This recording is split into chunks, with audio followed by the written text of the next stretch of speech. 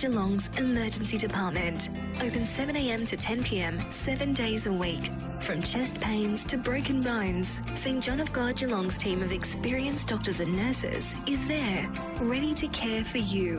St John of God Geelong, caring for our community for 50 years. Your dream home is closer than you think with Metricon, Australia's #1 home builder. With our Fast Track program, your contract is ready in 7 days and you can get to site in as little as 16 weeks. Plus, you can receive an upfront and transparent Fast Track saving on your stunning Metricon design. Contact us to see if you qualify and move in faster than you thought possible. Metricon, love where you live. Terms and conditions apply. CDBU 52967. At Harvey Norman, Corio and Warren Ponds, meet the next generation of computing power, the new Intel Ultra processors.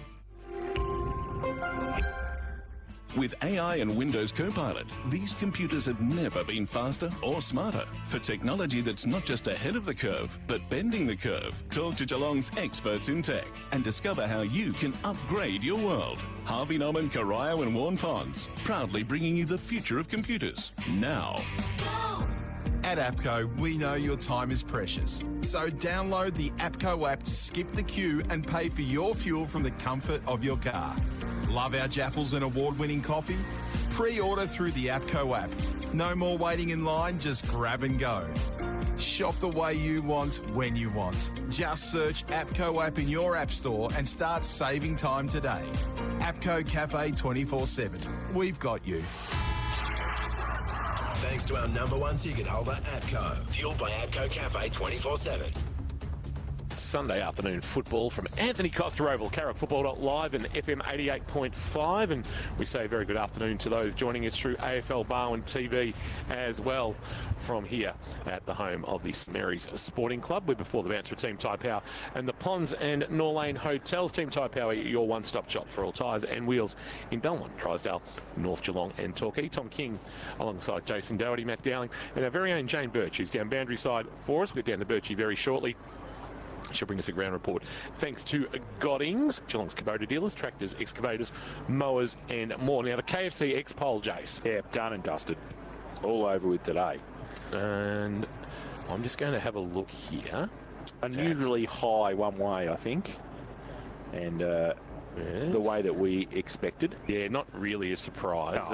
No. 77%, 23%. Yeah, so Leopold, St Mary's favouring Leopold. But the Reptiles family has voted since we last spoke about it, and they're still behind. Great news there for those people that are on the poll that are St Mary's supporters if they can get the points this afternoon. Not so much the other way. Yes, correct. Anyway, we'll keep an eye on that.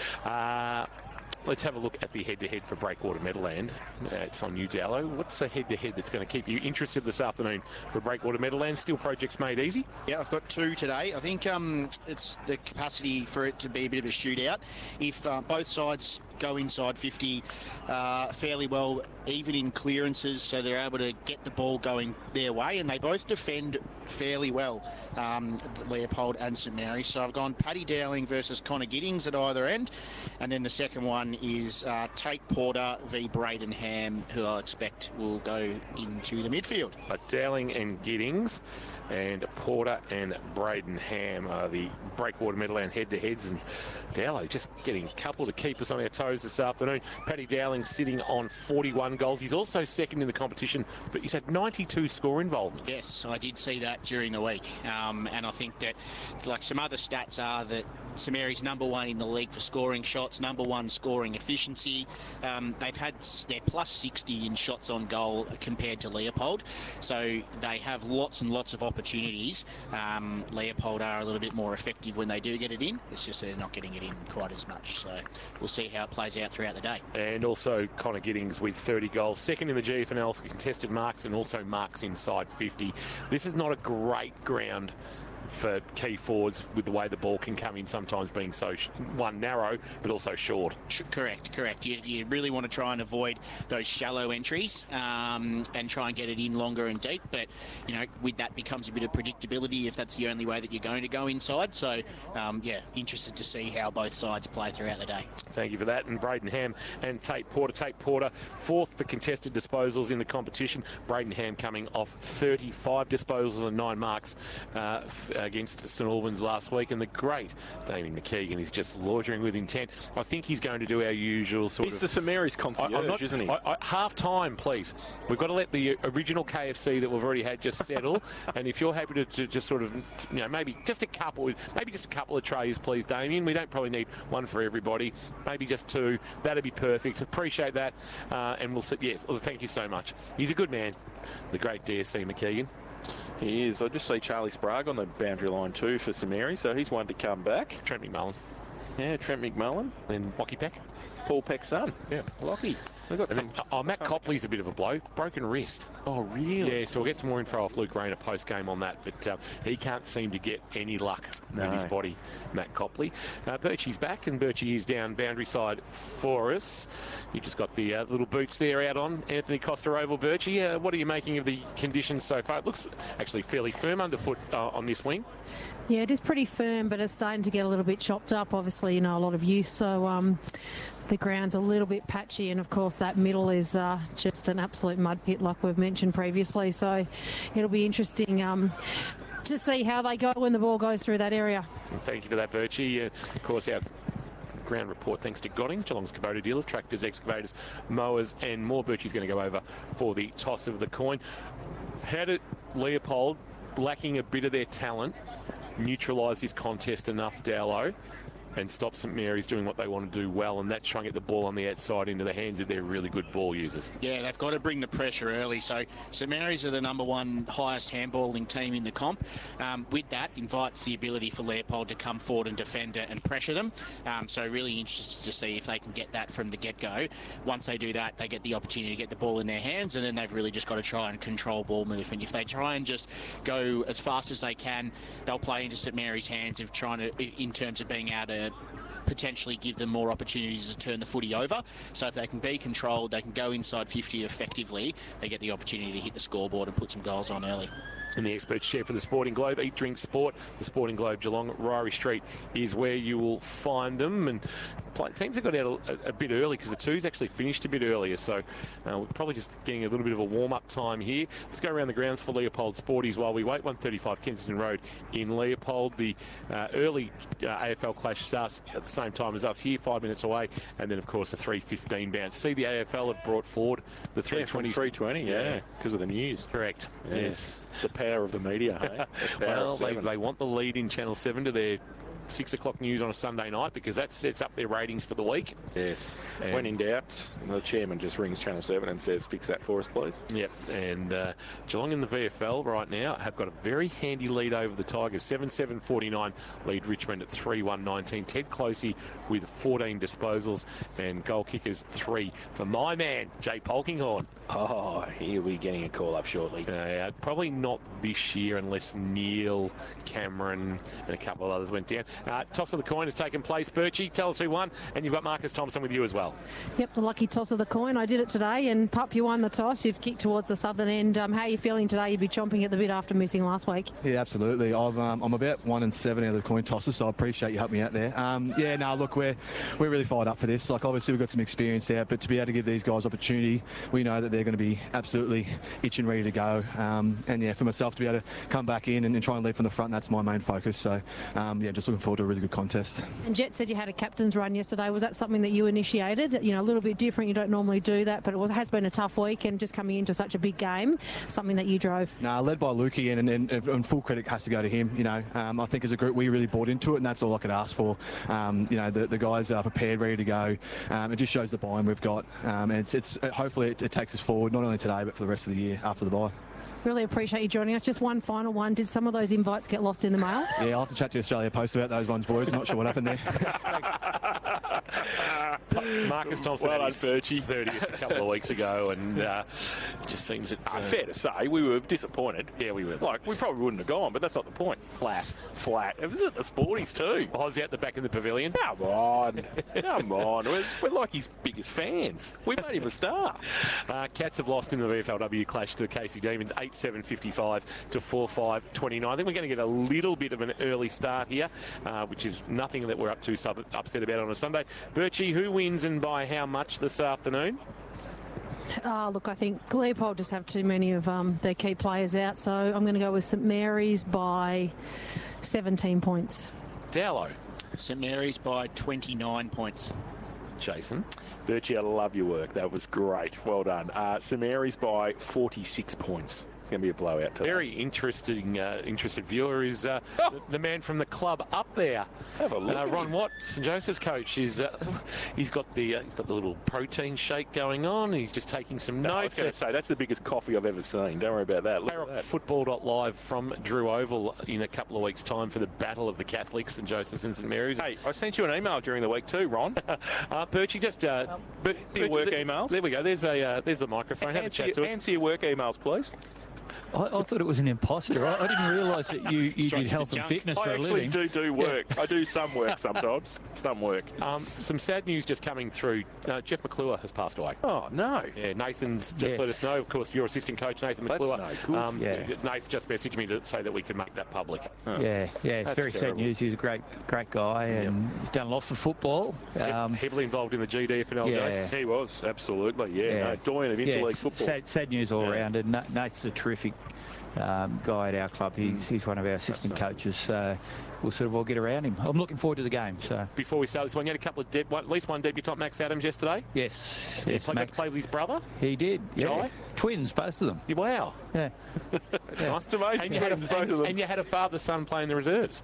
The son played, the father watched and participated. I think he kicked a goal though. The father. He kicked two. Yes. Yeah. Jai Smith. Yeah.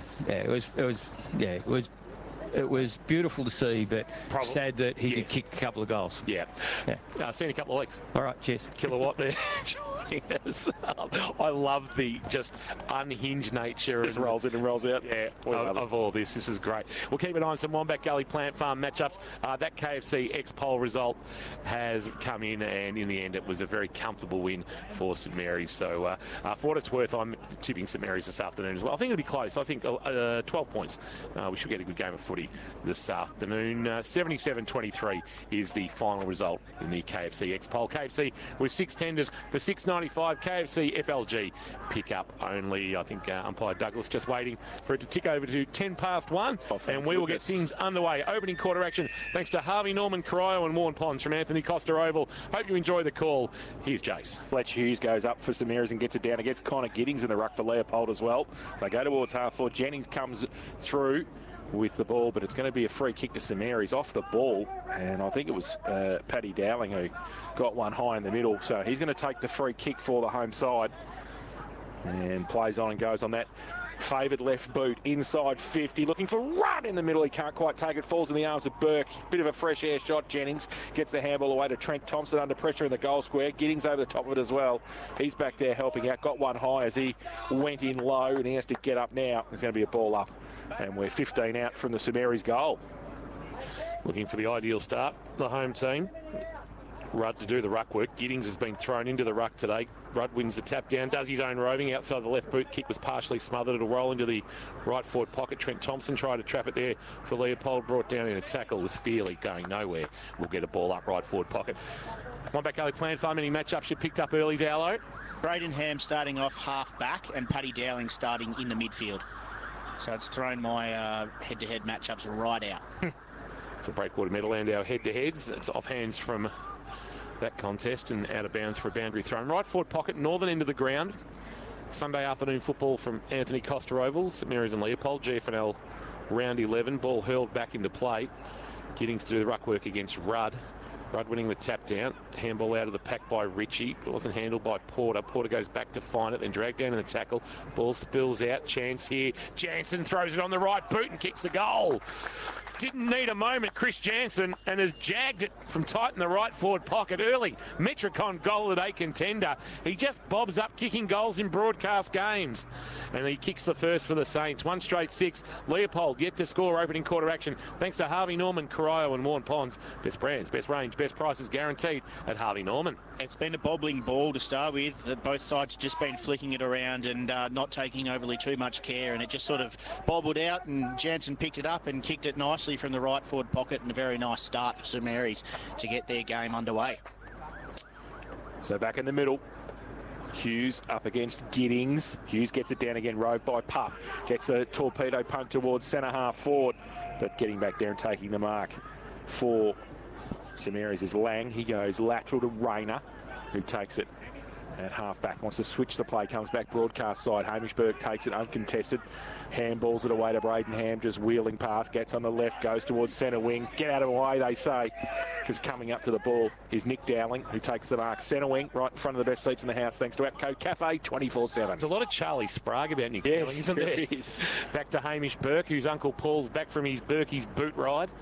Goes wide and finds a marking target on the outer side. It's Christensen giving a handball to Rayner. Rayner jams it on the boot and sends it towards right half forward. McDonald, is that out in the full? No, it bounces just inside the field of play. In fact, it was Hughes he was looking for, and he bounces out. So yeah, there is a lot of Charlie Sprague in Nick Dowling and Charlie Sprague, or vice versa. Trent Thompson playing on Sam Burke down forward for St Mary's. That's another matchup. On Back Alley Plant Farm, 201 Townsend Road in Moorlap. Boundary throw-in is a shallow one, double palm down by pitcher. It's actually going to be thrown in again. The boundary umpire will be asked to repeat the dose. Just another matchup for you as well. It happened earlier in the round 5 clash, but Lockie McLean's gone straight to Paddy Dowling. He'll tag him for the day, I think. That's a big task against the very informed Paddy Dowling as it's hurled back into play again. Pitcher got just buffeted out of there by Hughes. Gave a handball off. Jansen over his head. Long kick inside forward 50. It's going to bounce over the head of Billy Clark and be met by Harry McMahon. McMahon a handball back to Rayner. Rayner's kick partially smothered. Bounces inside forward 50. Sheen was clean. Chance to clear here for the Polders. Lunnon Johnson. A kick to the wing. A rolling ball attacked by Hamish Burke. Lost. Got a handball out. Rayner and Ash go at it. Rayner went at Ash. Ash went at the footy. Picked up off the ground by Clark. He's not coming out of there. Well, it's actually stolen by Rayner, who's driven into the turf right in front of us. Bit going on there. Paddy Dowling wants Nick Ash out of there. And we'll get a ball up. Umpire Irvin to put it in there right in front of our best seats in the house for APCO Cafe 24/7, and those Choc Honeycomb Cafe beverages now available. Hughes gets it down though. Porter roves it for Leopold. Tumbling kick inside forward 50. Getting back there. It's the 15s. They go close to the boundary line. That is Sam Christensen against Henry Hawker. And they see it over the boundary line for a throw in about 35 around from the Leopold goal. We're going to have a boundary throw in. Their first real foray into their forward line. The Lions. Connor Giddings has gone back to full forward as well for Leopold. Walker is in the ruck this time against Hughes. Pushes him past the football. Ball at the back of the pack. Dowling couldn't take it. Ash can for Leopold. Left foot kick around the corner. Might be okay. Giddings comes out, takes the mark. Read the ball better off the boot. Just let out and will shoot for goal from 35 out directly in front. Pitcher going to play as an undersized ruck. I think that's probably a strength for Leopold. Like, they don't need to try and win the ruck battle and then get the clearance and have no one to kick for. Giddings is kick 2. Giddings is much more dangerous forward if they can just nullify the ruck contest and then try and get it moving forward for them. So Connor Giddings, 35 out directly in front, has kicked the goal. Scores level here at Anthony Costa. 1 straight 6. St Mary's through a goal from Chris Jansen, also 1 straight 6. Harvey Norman, K-Rock, first quarter scoreboard and in the expert share. Thanks to the Sporting Globe Geelong. Eat, drink, sport. Here's Dallo. He just positioned himself really nicely there, Connor Giddings, at that clearance. He was in front of his man, and when they were able to feed back and get a nice flat inside 50 kick to a dangerous position about 20 metres out directly in front, he was there charging out, took a nice mark out in front and went back and slotted the goal perfectly to even up those scores. Geelong by 25 points at half-time in the VFL clash across the way at GMHBA Stadium, leading the Tigers 56-31.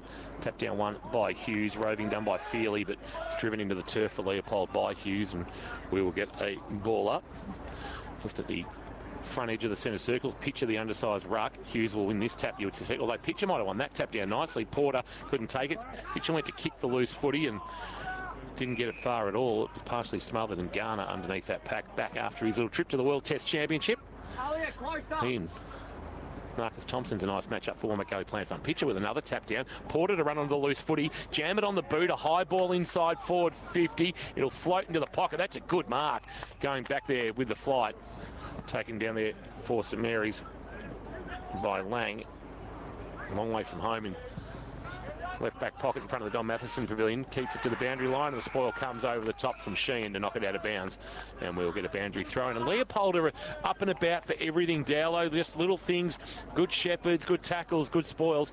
They're really getting around each other. Yep, team first efforts. They've got to celebrate those little things. Energy goes a long way in these games. Pitcher against Hughes. Hughes gets it down, roved by Tanner at the side of the pack for Leopold. Umpire lets it go, and they finally conferred, the central umpire and the boundary umpire. Thank goodness Kirsch is not here this afternoon, I can tell you. Umpires Douglas, Burns and Irvin controlling this one. Correct. Well done. Boundary throw in. Pitcher against Hughes. Hughes works his way to the front, gets it down, rode by Jansen, got the hands free, got it to Garner, probably got one over the shoulder, and the umpire said play on. Blood possibly got one over the shoulder as well, but it's out of bounds, and it will be another boundary throw in. Yeah, Blood trying to draw that one. Yes, did do a little bit of ducking. Yeah. So another boundary throw in. 8 played first term here at Anthony Costa on the Bowen Foods time clock. So Daniel Pitcher, who's played many a role over his career, now playing unlikely ruck against Hughes. Hughes winning the tap down. Here's Thompson jamming on the boot. That's Marcus for Leopold. The hands of the pack trying to knock it forward was Riley Stone. And they're going to come up with it, Leopold. Hawker, the second gamer from South Australia, to the top of the square. Giddings with the one hand, couldn't take the mark. Brought it to ground. Nick Ash is ready to pounce. Got a handball back to the voice of Stone, although didn't get there in the end. Wales got in the way. Well tackled by Gilbert. Ball spills out. St Mary's will come up with it. Lang confronted. Handball. Wales. Little fumble. Time to recover. His handball missed the target in Bartolo. Back there is Connors. Instant impact and free kick being paid. No, umpire says give it to me. I'll ball it up. About 45 out from the Leopold goal. Attacking the southern or pool end in this opening term of action from Anthony Costa Oval. St Mary's 1 straight 6. Leopold 1 straight 6. So umpire Douglas puts the ball in the air. Hughes gets it down. Wales tried to get there first. Then some support. He got some Travellini, got it away towards Garner. And he saw it over the boundary line. And he looks fit for a bloke who's been to the World Test Championship and had 1 or 2, I reckon. Jared, going okay there. 50 out from the Leopold goal. And 1 straight 6 here apiece. Boundary throw-in. Hughes pushed past it. Thompson gets it up. Wales for St Mary's. He gets wrapped up straight away by Riley Stone. Oh. And there's going to be a ball up at centre-half forward for Leopold. Umpire Douglas took a while to blow the whistle. I thought he might have been paying something. So he's going to ball it up again. And it's going to be Hughes who gets it down. Garner falls into the arms. In the end, that came from Vallelonga. He goes towards half forward. Rad gets around on the left. He handballs it, in fact. Gets it away to Blood, still on centre wing. Goes backwards to Wales. His handball to Blood. Has to ride a tackle. Good pressure from Feely. Ripped the jumper off, and that's holding the ball. Free kick to Touchy on centre wing on the outer side for the Lions. He stuck the tackle nicely there. Tried to get under it, Jack Blood, and didn't succeed. And Feely didn't fall for it. Back of the wing, out of side. Tom Feely had a busy one last week. Despite all, that's an early fly. Sheehan's given away a free kick. And umpire Burns on the spot there. We'll see that come back to Lang. He'll concede some ground with his kick. Back to Christensen. Good to see Sammy Christensen back playing some footy. Little handball off to a teammate just cruising by, and that's Braden Ham. Ham a kick to half back. Wales down low. Couldn't mark, but got up and gave a handball. Travellini, that'll flirt with the boundary line. Blood, or Jansen, I should say, will pick it up. He's brought down in a tackle, and Feely wins another one for holding the ball against Chris Jansen. So Tom Feely up and about early, coming off 27 touches last week, 8 clearances, and getting a lot of it early here on the Kerseye stat sheet. Feely in between wing and half forward on the GMHBA side, stadium side of Anthony Costa. He drives it long inside 50, looking for Giddings. Hawker comes too from the side. St Mary's got the numbers. Handball, that was chopped off. Connors can't keep it in. And it will be a boundary throw in the left forward pocket for the Lions in front of the pass players stand here And we have played 11.5 in this first term. Still scores level, 1 straight 6 apiece. Harvey Norman first quarter scoreboard. Tom King, Matt Dowling, Jason Doherty, Jane Birch bringing you all the action. Birchie down boundary side for Leopold Sporties from behind. Hughes won the tap down. Lions, rather the Saints will clear. Bartolo to half back. Rudd stretching and marking in front of Sheen. That'll be a good matchup. Kick for the corridor is a little bit dangerous, but it's going to come off. Jansen, though, the handball missed its target. Chance here for the Polders. Ball in the hands there of one of the youngsters, and it's a good kick from Harry Morford on debut. His first possession finds Ash. Ash to the pocket, and he finds Riley Stone. So good first possession from Harry Morford. The young debutant on the Falcons list with a couple of games at Talent League level under his belt, and Leopold looking for their second of the afternoon. There was really nice inside 50 ball movement there. Morford was just able to find the shorter one, shallow entry to that launch pad area, about 60 metres out from goal, and they were able to change the angles again to Riley Stone, who will have the set shot now. Ash with the pass. Stone looking for the finish, sends it on its way. It stayed right all the way through its journey. But Leopold do take the lead. They've been busy early and had a lot of inside 50s. Just haven't been able to convert. 1-1-7 Leopold. St Mary's 1 straight 6. We've gone 12 3/4 minutes on the Barham Foods time clock. Barham Foods sells the freshest fish direct to you. Donga Road, North Geelong. Ham kicks it in. Looks for Nick Dowling. He can't take the mark. Clark against him for Leopold. He tried to keep it in, or then he got one high, and the umpire said play on. Still in the field of play. Clark then dropped the footy close to the boundary line. Connors gets the handball back. Was that high? The umpire said it certainly was. Free kick, St Mary's. And that's going to be going to take their time. It's Nick Dowling, I think, with the free kick. Paddy stands next to him. So he's got it at half back down for St Mary's. He wants to try and switch it, but Leopold have probably closed those exits. So he comes towards centre wing. Rudd takes the mark again. 2 big grabs already in this first term from Michael Rudd. How he's not playing VFL football, I'll never know. Goes with the left foot kick towards Garner. Can't take the mark. Front and centre from Paddy Dowling was beautiful. He goes with the left foot kick. He goes for a handball. No, he doesn't. He keeps going. Then he tried to get the handball away close to the boundary line. And they can't keep it in, and it's good defensive pressure again from Leopold. They see it over the line, and we're going to have a boundary throw in about 30 around from the St Mary's goal. 1-1-7 plays 1 straight 6. K-Rock 955 producing this broadcast this afternoon through KRockFootball.live and FM 88.5. Boundary throw in. Front position pitch, and might have won the tap down, but Jansen the roving left foot kick and playing Bruce Grobbelaar on the goal line and deflecting it away. Here's Trent Thompson, minor score for St Mary's to tie the scores at 1-1-7 apiece. A rush one there for the Saints. 14 minutes played on the Barham Foods time clock. Quick kick in to Clark. Full Leopold at half back. Billy now goes with a right foot kick towards centre wing.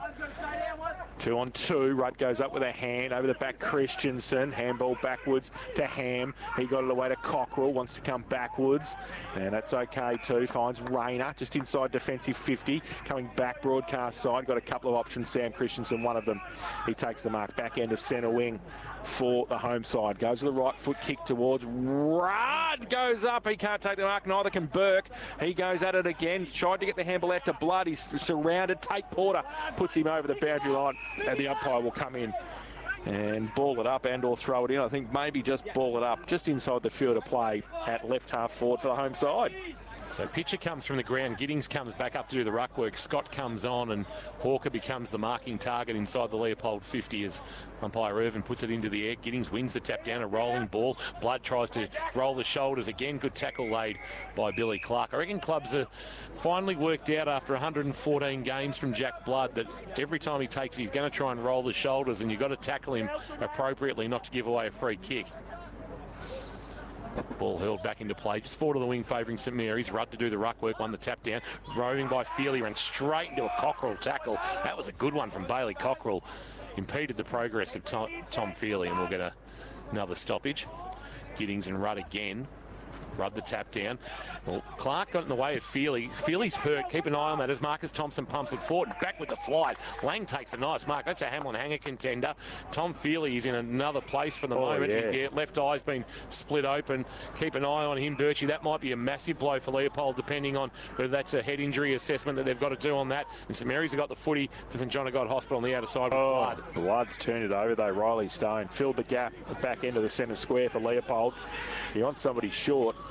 He's trying to find Tanner dangerous, or just in front of Bellalonga, or just took the mark. And lucky for Leopold, Tanner has got it just outside the glue pot in the middle of Anthony Costa. He's looking lateral, but all the exits pretty much have gone this side. He goes to the outer side now. Finds Connor Giddings. Still at half back. He chips the ball back to whence it came. It's okay this time. Billy Ritchie takes it. Now he comes broadcast side. Pup takes it on centre wing. She chips the ball to Clark, who made up some ground. Took the ball just forward of centre wing. And trying to chip it around and get through the St Mary's defence. Thompson's got it again. The captain plays on, goes along with the kick towards half forward now, needs a mark. Stone's got a couple against him. It was a hold, said the umpire. And Bailey Cockrell saying, well, he held me, but you also held him. And said the umpire, Riley Stone's going to take the free kick. 55 from goal for Leopold. If you're both hanging on, you might as well just let it go. Hang on, isn't it? I suppose somebody's going to initiate the holding. Riley Stone, VFL experience at Frankston, already had a shot in this opening term. Any score here to give Leopold the lead as we approach time on in this opening quarter. Low scoring affair. Pressure's up though. He'll kick from outside 50, Riley Stone. He got a good piece of it. Has he got the carry? He certainly has. Has he got enough carry? Calls for touched on the line, will go unheeded, and that's a goal for the Polders. Riley Stone with a long ball, a Metricon goal of the afternoon contender. 1-1-7 St Mary's. Leopold advanced to 2-1-13 on the first quarter. K-Rock, Harvey Norman scoreboard. Harvey Norman, Corio and Warren Ponds. Best brands, best range, best prices guaranteed at Harvey Norman for the Sporting Globe. Here's Dowlow.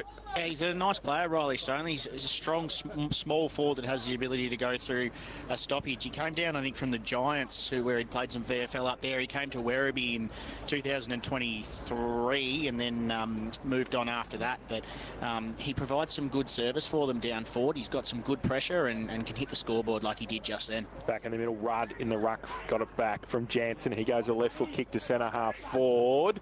No mark taken there for Leopold. They get the ball towards Tate Porter though. Can handball it away to Clark. Kept his width on centre wing. Right foot kick. Inside forward 50. Hawker gets back, takes the mark. Uncontested in the end.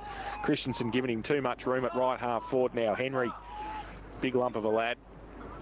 Came to the club through Facebook, I think. Is that the Facebook Marketplace? Facebook Marketplace. That's just random. But anyway. Their runner put a pair of shoes on Facebook Marketplace. He answered the ad and the runner dropped him off and said, do you play footy? And just, you know, little 6'3" dude who plays forward.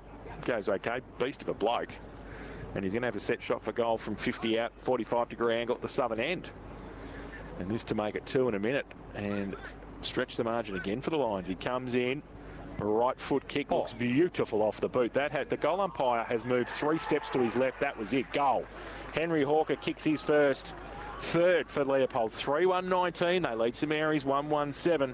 And that's on the Harvey Norman K-Rock first quarter scoreboard. Best brands, best range, best prices guaranteed at Harvey Norman, Corio and Warm Ponds. It's really strong in that marking contest. Was able to just protect the space of the drop of the ball and put both hands up and took it nicely. And then that was a beautiful kick to finish. And that's what's going to be the difference if Leopold are going to try and extend their lead today and put some pressure on St Mary's on the scoreboard. They need to convert their opportunities going inside 50, and they've gone inside 5 times and they've hit the scoreboard 4 of them. Back in the middle, Giddings and Hughes. Hughes winning the tap, doing his own roving, but losing in the tackle. Giddings might have copped an accidental clip there. We'll get a free kick for too high. Handball off. Ritchie confronted by Cockrell. Now just settles himself and kicks wide for Thompson, who takes the mark. Leopold running nicely at the moment as they move out to a 12-point advantage. Right half forward. Thompson to the pocket. Scott on the lead. Oh, that was a bullet. He just couldn't hang on in front of Lang, but an arm chop has been paid. Sam Scott will take the free kick. It's tight in the right forward pocket. Will he test his chances? He's gone back as if he's going to have a shot here. The veteran, Sammy Scott, playing game 163 this afternoon. He's going to actually set it up to the goal square. Where are the flyers? Where's Hawker or Giddings? No mark taken. It's off hands and through for a minor score. And Leopold now lead by 13, courtesy of a rush behind. 3-2-20 they move to. St Mary's 1-1-7, 21 minutes played in this opening quarter on the Barham Foods time clock. Sells the freshest fish direct to you. Donga Road, North Geelong. Birchie Feely back on the ground. Yeah, just a little nick on that left eyebrow, so he's back on with that bandaged up. Thank you. St John got an injury update. Jane Birch downstairs. Now kicking in, Braden Ham has found Charlie Lang at half-back for St Mary's. He goes short with the kick back to Ham. Oh, no 15. That went 23.5. Now back to Lang off a step. Terrible kick. Leopold line up on centre wing. There was 4 of them there. They could have raffled it at the Leopold Sporties. They kicked the ball out wide. Clark under pressure from Wales. He's now 1 out. Needs to help. Oh, the handball set a target up. That was no good. Handball came back from Ritchie towards Porter. Now they're under pressure. St Mary's going the other way. Hughes needs to get the kick away. Got it towards the centre of the ground. Jansen, he's got 3 against him. Leopold working hard in the middle if they can turn it over. Right in the glue pot. Through. McDonald puts the tackle on. So does Jansen. He comes over to help out. Tanner was in the middle of that for Leopold. We're going to have a ball up just on the outside of the glue pot in the middle of Anthony Costa Oval. There's some sad news coming through. Peter Russell Clark has passed away. Jeez. So had a connection to our neck of the woods, owned at the property at Soho Road in Drysdale on the way down to St Leonard's on Murdoch Road. Of course, well known for his come and get it. Oh, that's a kick that was a little bit risky from Ritchie finding Clark. In the end, it got there, but he couldn't take the mark. And St Mary's have got numbers 4 to the footy. Blood's going to be the beneficiary. Shot on goal, and the finish and turnovers will kill you at this level. Handball came out there from Sam Burke. Finds Blood. Blood finishes the skipper, and they pull the margin back to 7 points. So after all the dominance of Leopold, St Mary's get back to 7 points. 2-1-13. Leopold 3-2-20 opening quarter action. Thanks to Harvey Norman, and Warren Ponds. Best brands, best range, best prices guaranteed at Harvey Norman. You're spot on, Kingy. You just mentioned it there that the forward half turnovers will kill you. That's a stat that I'm keeping today, and the ability there for the St Mary's just to chop off that kick, and then a really nice composed handball from Sam Burke to find Jack Blood, and he finished very nicely in front of goal. To get the opportunity just to straighten himself up to Blood and kick through the footy helped. Hughes gets it down in the middle for St Mary's. Garner tried to get a kick away. Couldn't really do so under pressure. Ball still in dispute. Porter through the middle for Leopold. Not going anywhere. Flynn put the tackle on him. Garner came across to help out as well. And the umpire will come in and ball it up again just forward of the centre circle for St Mary's. Pitcher up against Hughes. Hughes gets it down. Rode by Tanner. Hold, said the umpire. Free kick to Tanner. Chris Jansen can't believe it. And Anthony Tanner will take it. Gives it away by hand. Ritchie! Bang! Dropped the ball. Didn't see it coming. And the ball comes back the other way. Dowling came at speed. Goes towards half forward. Leopold, though, with the numbers. They get it to Clark. His handball back over the head of Trent Thompson. Needs to do some shepherding. And Sheehan, great forward pressure again.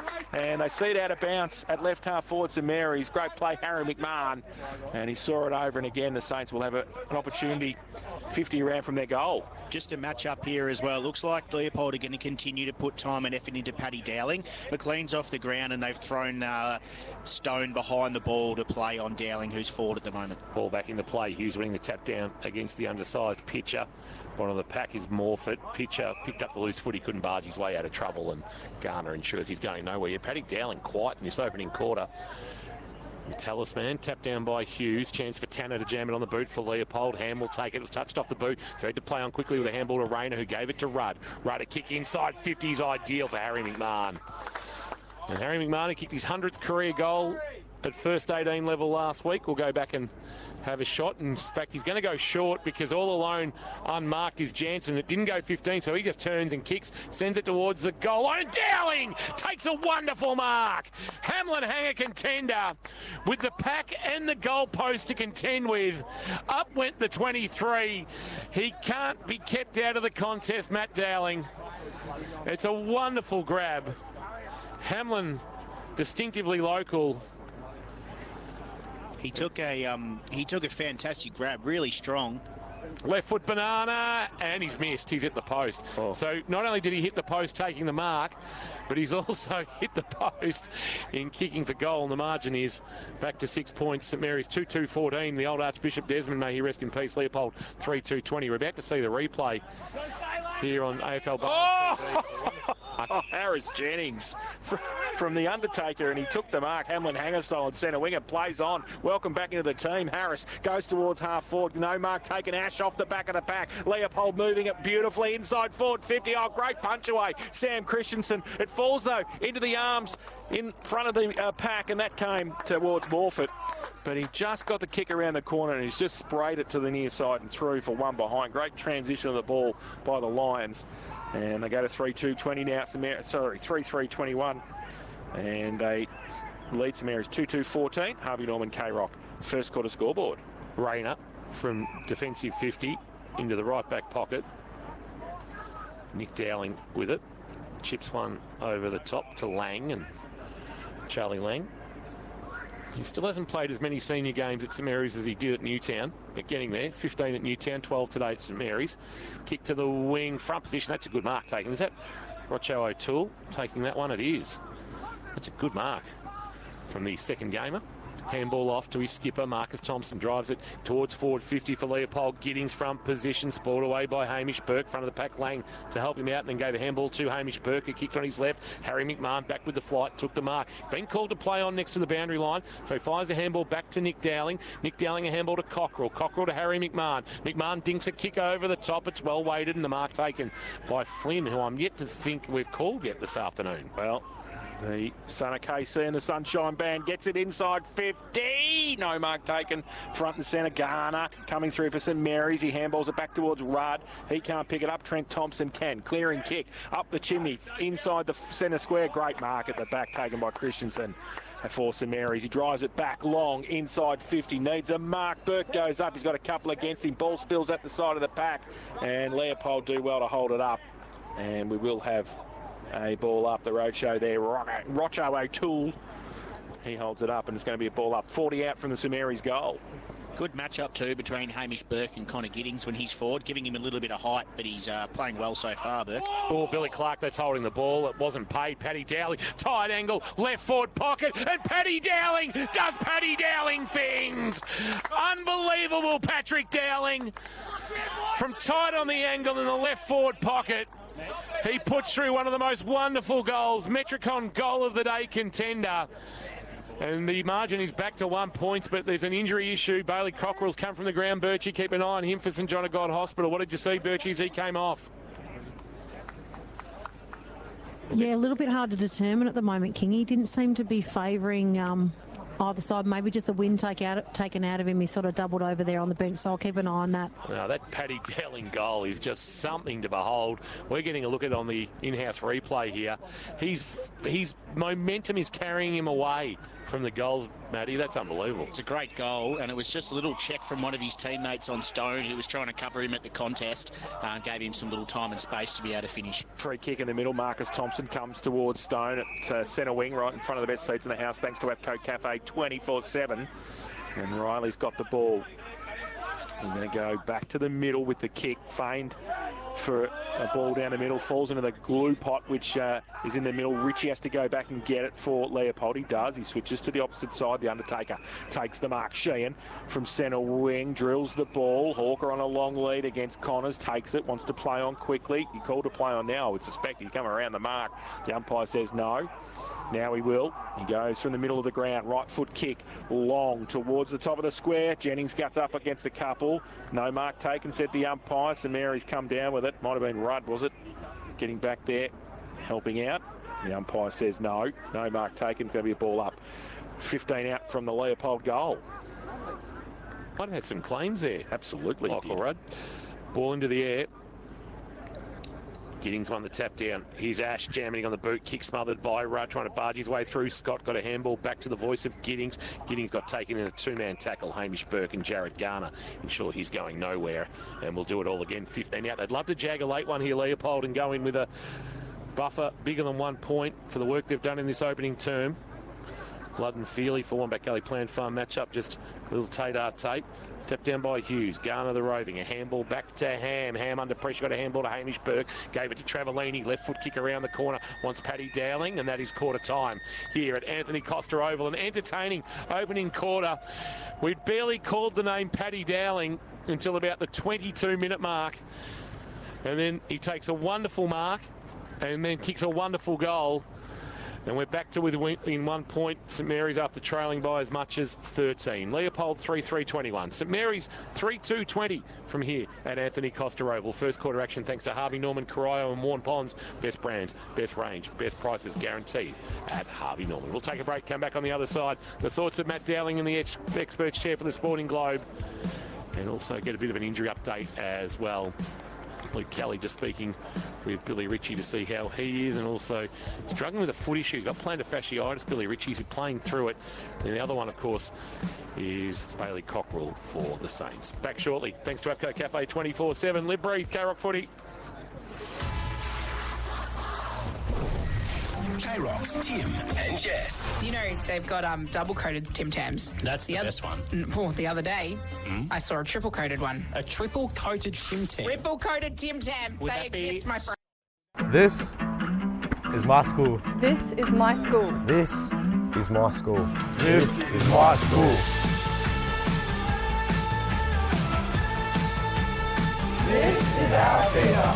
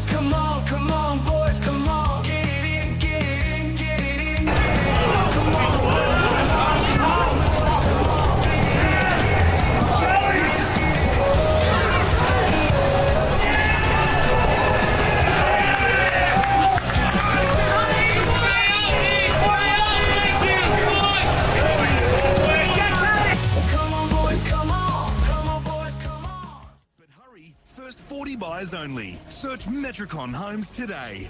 Conditions apply. Exclude site costs. Geelong Build Region. CDDU 52967. All this footy making you peckish? Time for some Zambrero feel-good mix. Incredible burritos, bowls and nachos. Cook slow and serve fast with only the freshest, most delicious ingredients. Plus, when you buy a regular or big burrito or bowl, Zambrero donates a meal to someone in need through the Plate for Plate initiative.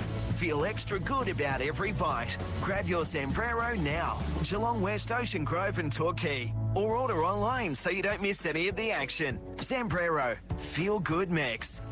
Have you had a car accident and needing it repaired now? With Sheen Panel Service, you don't need to wait, Geelong. We will pick up and drop off your car. We will provide an accident replacement vehicle. We will even pay up to $750 off your insurance excess. Sheen will also offer a lifetime guarantee on all repairs. Get your car fixed now and conveniently with Sheen Panel Service.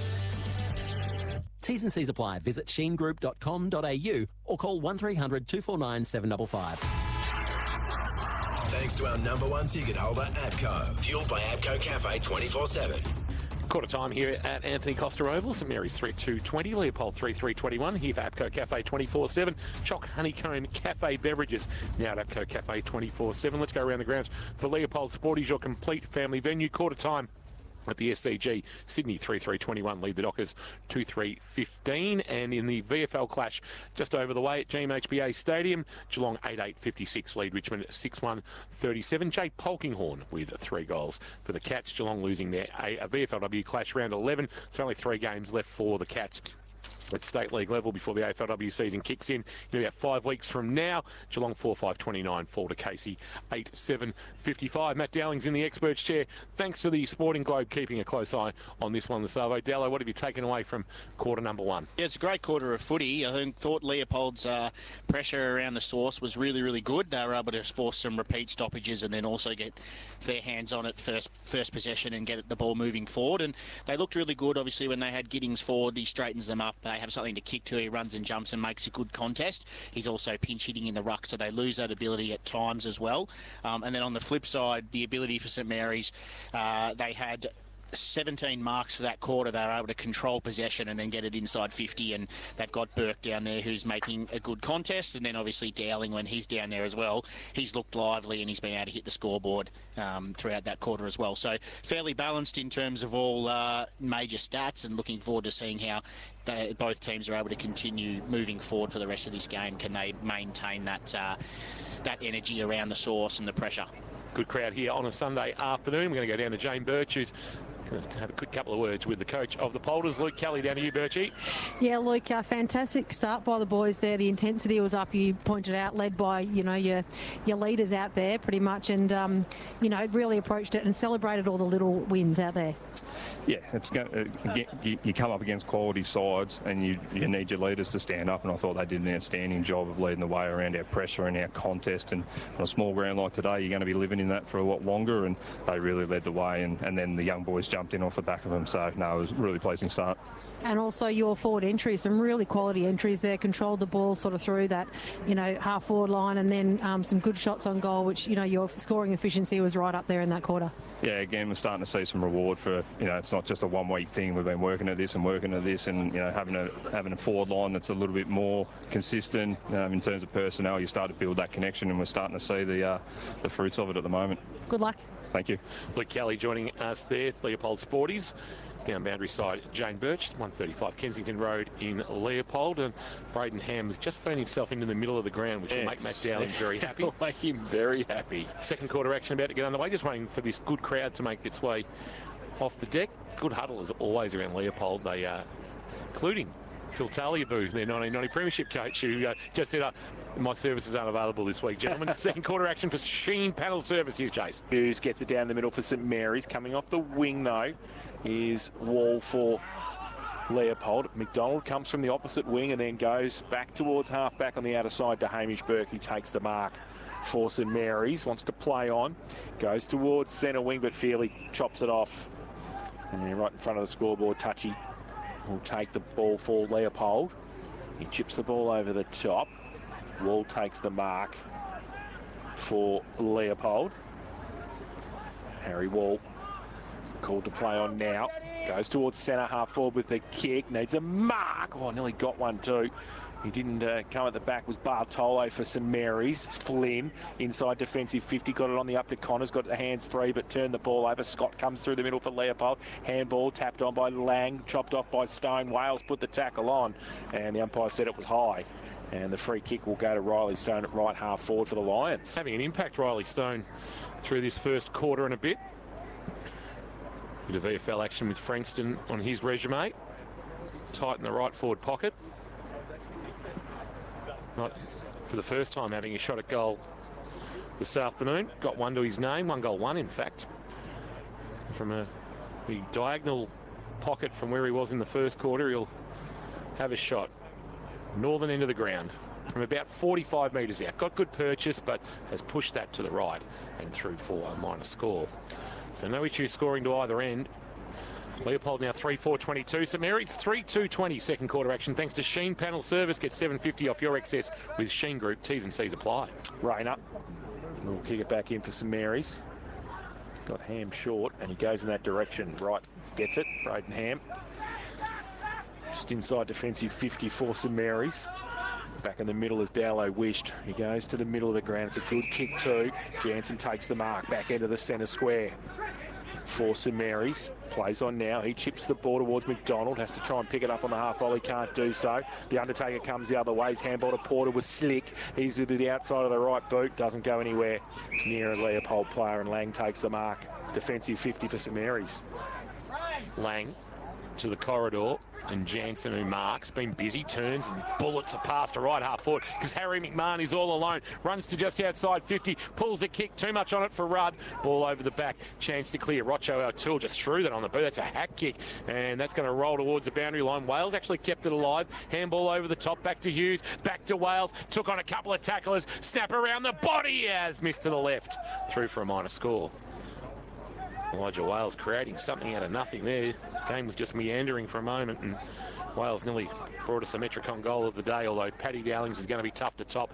3-4-22 now playing 3-3-21. The scoreboard hasn't updated here at Anthony Costa Oil, but it is a 1-point Leopold lead. Trent Thompson kicked it in. Turned it over though. St Mary's at 50. They go Flynn with the outside of the right foot. He's missed. And through for another behind there. What you term in the classics, peppering the goal. Boys, just injury watch for both teams down here. Billy Ritchie, obviously, you mentioned those foot issues. He has the right foot. There's a little bit of discomfort, when he came off at quarter time. So here's a watch. And Bailey Cockrell has that right calf heavily strapped. Will Sheen runs out of his defensive 50 and then kicks towards Billy Clark, who can't mark. Rayner picked up the loose footy, kick into the pocket. Dowling on the half volley, turns, snaps, and gives us another Metricon goal of the day. Nobody else in the competition can do that other than Paddy Dowling. The sweetest of pickups on the half volley. He swiveled on a 5-cent piece onto his left boot and kicked his second and gave St Mary's a handy little 6-point lead. 4-4-28, plays 3-4-22 on the second quarter. K-Rock Sheen panel service scoreboard, and Paddy Dowling has gone back-to-back in the Metricon goal of the day. He's some sort of player that's able to do that. The pickup was exquisitely clean, and then him being able to wheel around and snap on that left foot was just extraordinary. It was a lovely finish, and kick starts that quarter very nicely. Skipper liked it down here too. Jack, what was better, the goal or Kingy's commentary? Jack, what was better? Kingy's commentary or the goal? Pretty good, both pretty good. Good. Jack loves it. Goes inside 50 against St Mary's. They come to the back of the pack. Sam Burke tries to do the same thing across the face of goal. Not as good as Paddy Dowling. And through for one behind. In fact, it might have hit the behind post, so it might be out of bounds for a throw-in, which is a good result for St Mary's. Left forward pocket, southern end of the ground. They are 4-4-28. They lead Leopold 3-3-21. We've played 5 minutes in this second term. Sheen panel service. Matt Dowling, K-Rock scoreboard. I think that scoreboard, it should be 3-4-22, shouldn't it? Just Rolling Stones behind. Yeah. Makes that 3-4-22. Yes, you are correct, Tom, as always. 20 out from goal. We'll get a ball up following that boundary throw-in. So high-quality contest taking place here between the grand finalists of 2022 and preliminary finals of 2023. Garner had his kick smothered. Rocho O'Toole, that's not a bad kick out of the to clear the area, but Wales got in the way, gave a handball to Harry McMahon, kick back inside 50, Rudd flew, Sheen over the top with the fist, rolls out the back to Trent Thompson for Leopold, who's brought down in a tackle, and he's going to get pinned. Oh, that's hot. Wow. And Sam Burke's going to win himself a free kick. And Trent Thompson took possession, was tackled. He's going to ask Norm Douglas why that he's been pinged for holding the ball, and this is for a 12-point St Mary's lead, and this game's turned on its head early in this second quarter. Might have been stiff, but great follow-up from Sam Burke. Competed in the air and as a key forward, then being able to follow up that work and lay a tackle is pretty important.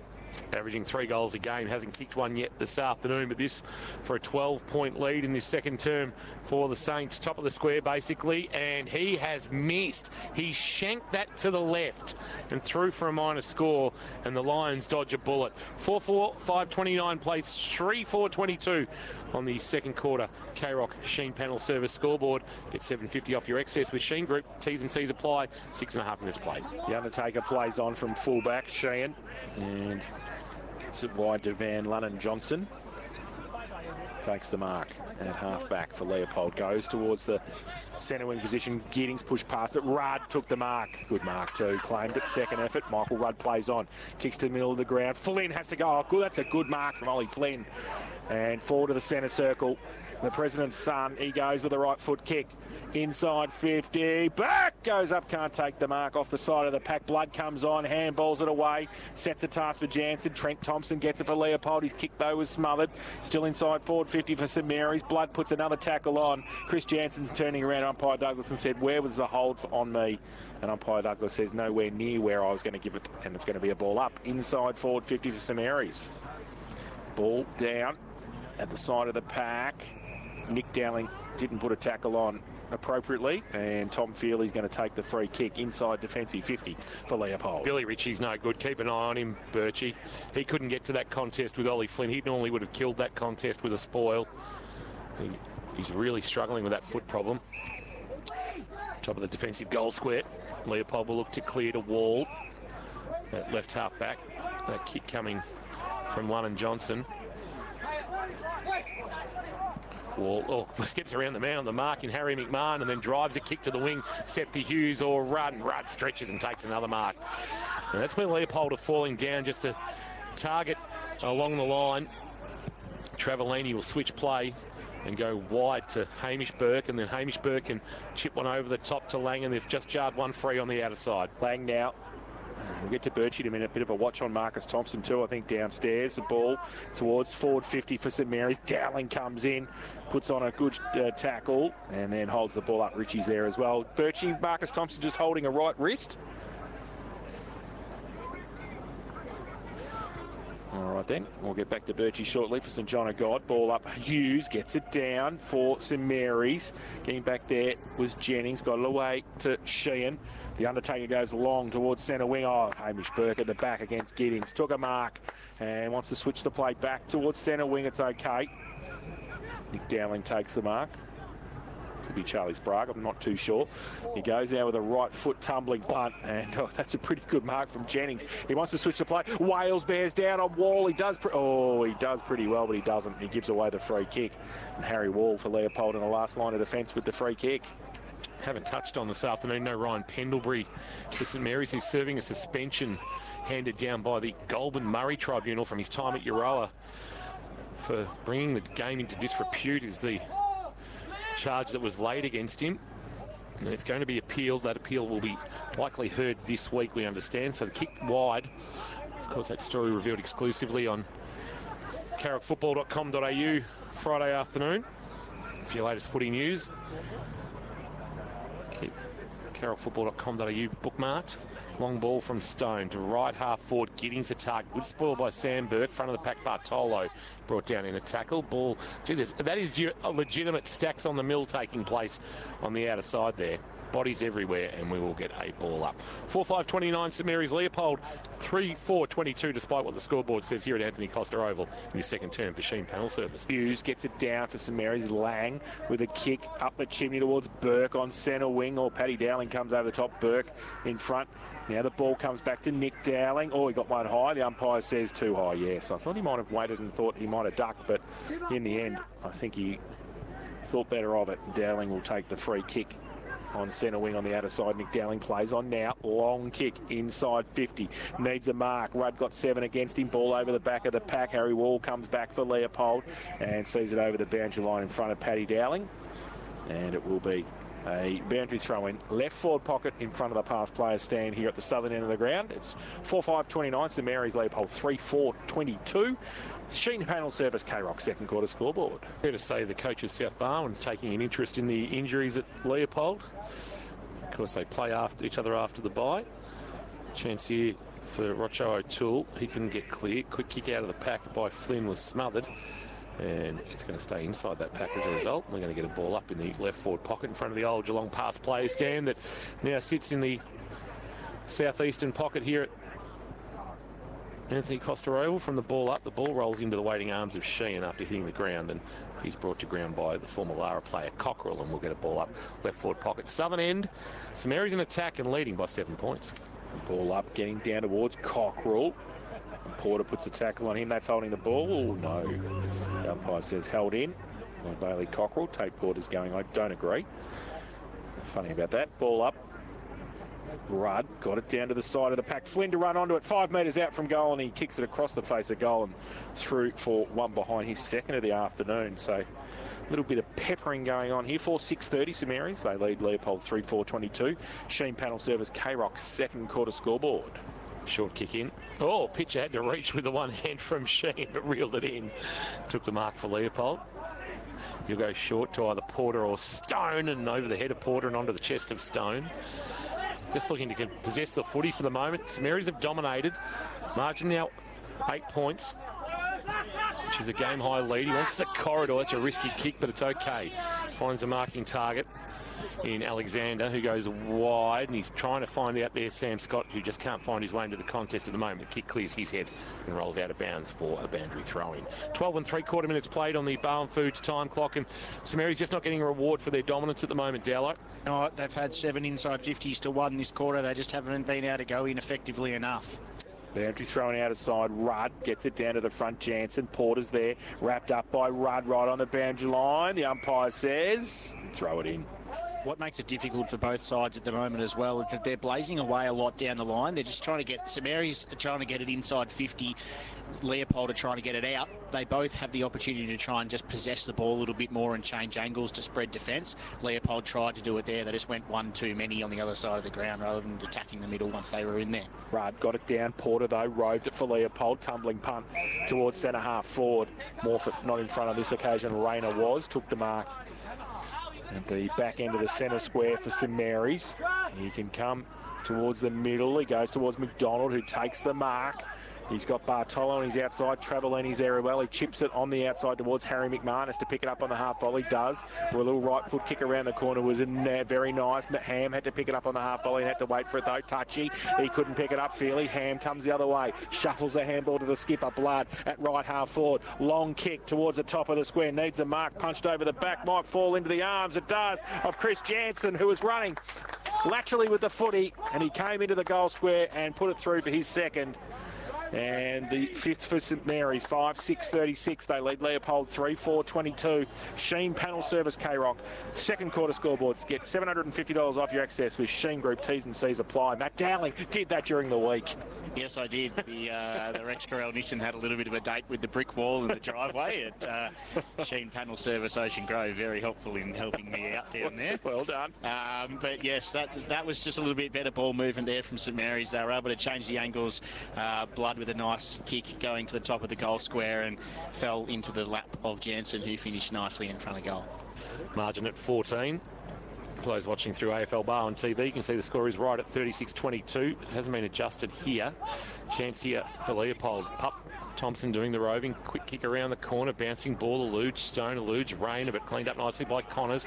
Connors a handball to Travellini. Travellini to Vallelonga. Vallelonga to Bradenham. Kicks on his non-preferred right. Kicks it straight under the chest of Sheen, who'll take a free kick and or mark after being taken by Harry McMahon. I haven't seen Bradenham kick on his non-preferred very often, and it didn't look overly convincing. Sheehan to Trent Thompson, kick to the outer wing. Riley Stone front position. Good spoil. Nick Dowling knocked it to the front of the pack, but numbers there for Leopold. Lunnon Johnson getting involved. Is it McLean? It's McLean. Little give and go with Stone. He might have kicked it into the back of Feely. They're going to come up with it here. Bartolo, Blood, a kick to the middle. Ham stretching. Couldn't take the mark. Will win a free kick for an arm chop as Marcus Thompson went to take off and then ice skated on the muddy centre wicket area. Gives the ball back to Braden Ham, who dinks a kick over the top to Rudd. Oh, didn't see Sam Scott coming from the side. And Box got him, and he's hurt him too, and he's still at the ground. The ball to Thompson. He goes towards Hawker on centre wing. Rudd still down behind play. Birchie will keep an eye on that for St John of God. Hawker inside 50 with the kick. Great kick to Ash, who had to run like Linford Christie and got there in the end. 30 out from goal and will shoot for Leopold for a quick reply. Yeah, they hit them on the rebound there.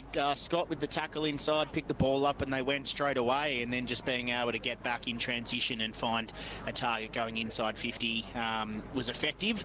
Now they've just got to try and finish on the scoreboard to close this margin and gain some ascendancy back in terms of their own game. Leopold.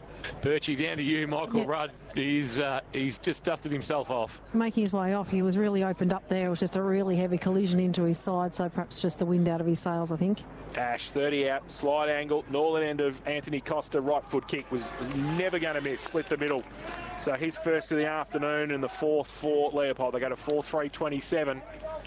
Sorry, 4-4-28. And they trail St Mary's 5-6-36. Sheen, Panel Service, K-Rock, second quarter scoreboard. Yeah, now that they close that margin with that goal through Ash, it's really important that they just try and keep this consistency going in terms of their game here, Leopold. So they want to try and be a bit more composed, not turn the ball over as much as they have been. Try and take the sting out of the game a little bit more now. So it's not as hot as it was to start in the first quarter. See if they can kick another one or two in the next few minutes. Hughes wins the tap down and gets good areas, but Porter will get a handball on the bounce back to the debutant Morfitt. Took on two tackles, got tackled by Flynn, tried to bite off more than he could chew.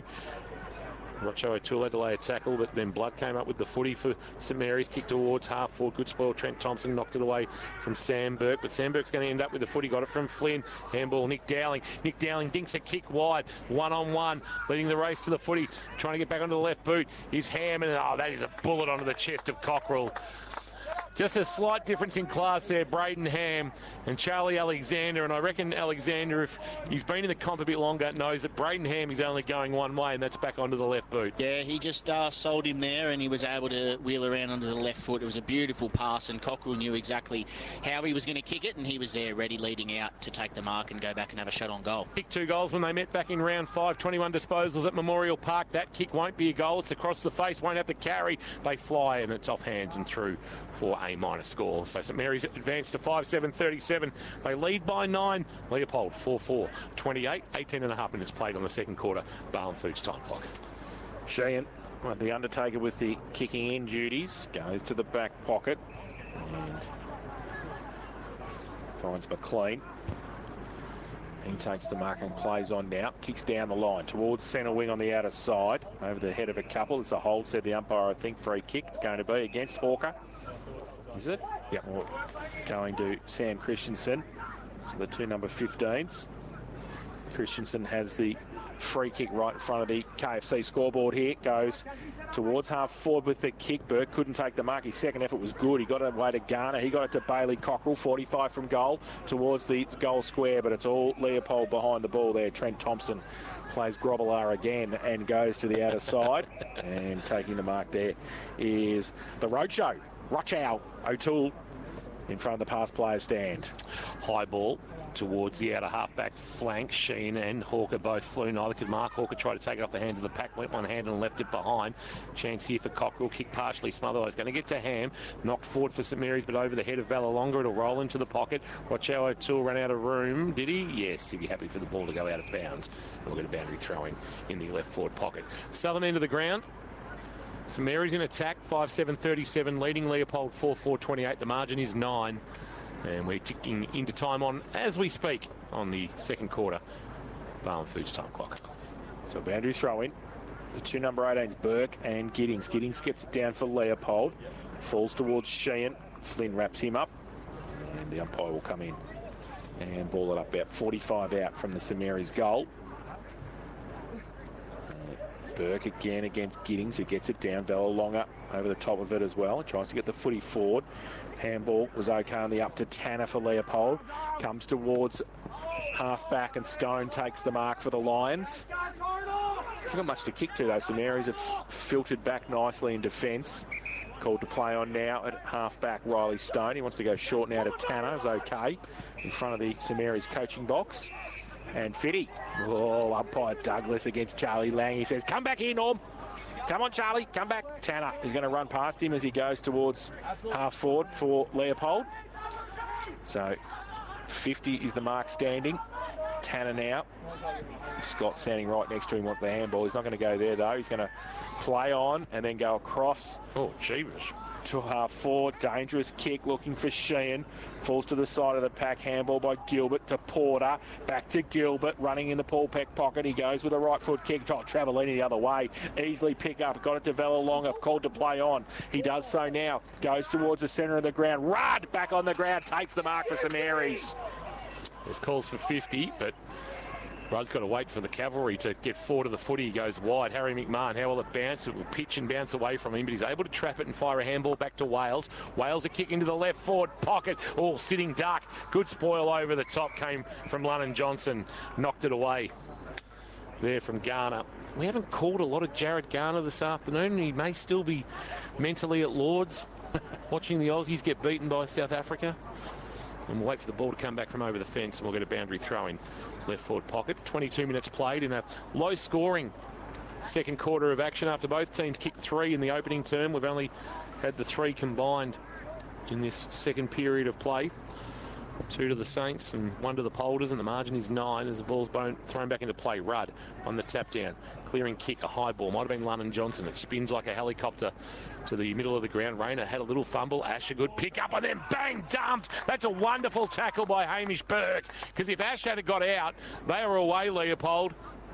Hamish Burke becoming an unsung member of the St Mary's defence, Dowlo. He just does the simple things really, really well, Burke. Just defends first and does his trade. Hughes down to Cockrell, towards centre wing now, getting across there, Jennings. He can't pick it up for Leopold. Wales tracked it back and did well. Got the handball away. Connors, though, under pressure, dropped the footy. Comes towards Scott. He can't take it for Leopold either. Gilbert just leaves it for Porter. Blind turn was sublime. He got on the outboard. Inside kick for the Lions. Inside 50. Oh, Hawker! With a Hamlin hanger, one-handed left hand. Just plucked it from the middle and did beautifully against the other 15, Sam Christensen, and will shoot for goal from 30 out, slide angle. Yeah, they moved the ball well there, Leopold. They were just able to be composed, share up by hands, and then before they were able to kick that ball inside 50 and have Hawker go and take a nice mark. But they just need to think about continuing to share by hands. They're getting numbers up around the stoppage, which is giving St Mary's the ability to drop off and have numbers behind the ball. So if they blaze away from contest, they're just going to play into St Mary's hands. So something for them to talk about and think about moving forward. Hawker, 30 out for his second, keeps it low. And lets the goal umpire do a little bit of work, but he's put it through for the first multiple goal scorer for the Lions this afternoon. And they go to 5-4-34. They trail St Mary's 5-7-37. Sheen Panel Service K-Rock. Second quarter scoreboard gets $750 off your excess with Sheen Group. T's and C's apply. Hawker's providing them with a good target down forward, Leopold, with Giddings sort of moving up and around the ground to help cover in that ruck position. They're still able to charge forward and kick, knowing that they've got a strong, tall target to kick to and at least make a contest for them. But more a sticking than not today for him. The siren you hear in the background is three-quarter time in the reserve grade called VFL clash, I should say, between Geelong and Richmond. 75-57, the Cats lead. Back in the middle, Garner a handball. Jansen confronted. Blood providing run from behind. Burst past Marcus Thompson, ran to 52, hung the kick out to the right, and it's out in the full. Rudd just couldn't get his left hand onto the footy, and Trent Thompson will take the resultant free kick. Approaching 25 minutes played in this second term on the Barham Foods time clock. Saints by 3. Trent Thompson, a long, high ball. Looking for a fly. Lang went early, and then he'll give away a free kick for a Shepherd, or an unrealistic attempt in the marking contest. Tom Feely will gleefully take the resultant free kick. Head strapped up after having his above left eye open. Feely from almost a standing start pulls the kick nicely. Rochow O'Toole, they won't be paid the mark there. Juggled it right in front of our best seats in the house. Boundary umpire Johnny on the spot got the decision right, and we'll have it hurled back into play at the truest of centre wings you'll ever find, right in front of our best seats in the house.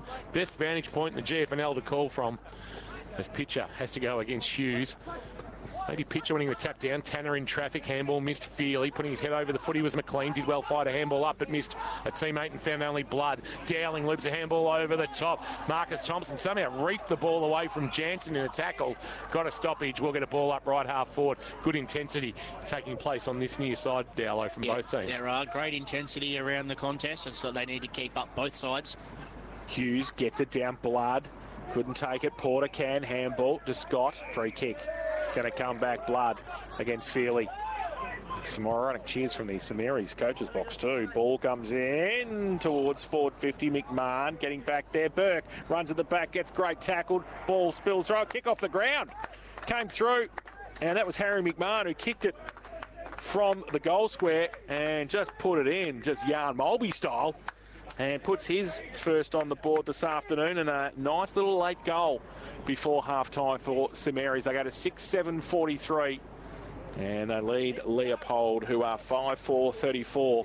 And that is on the Sheen Panel Service K-Rock second quarter scoreboard. Yeah, they were just able to capitalise on that free kick after the stoppage and get it into the one-on-ones down forward. And then the contest came. Burke with the little kick that got smothered, or he got tackled as they were there. And then the ability to just go in and Harry McMahon be in the right spot and kick it through. Another goal there for St Mary's. He's got high one, the tap down. Paddy Dowling's gone into the middle loop to handball to Garner, who gave a handball back to Hughes. Hughes will bang St Mary's inside forward 50. Rudd in a one-on-one. Well, spoiled by Thompson, front of the pack. Harry McMahon. Cockrell onto the loose footy. Handball out in space, and Sam Burke snaps an easy one.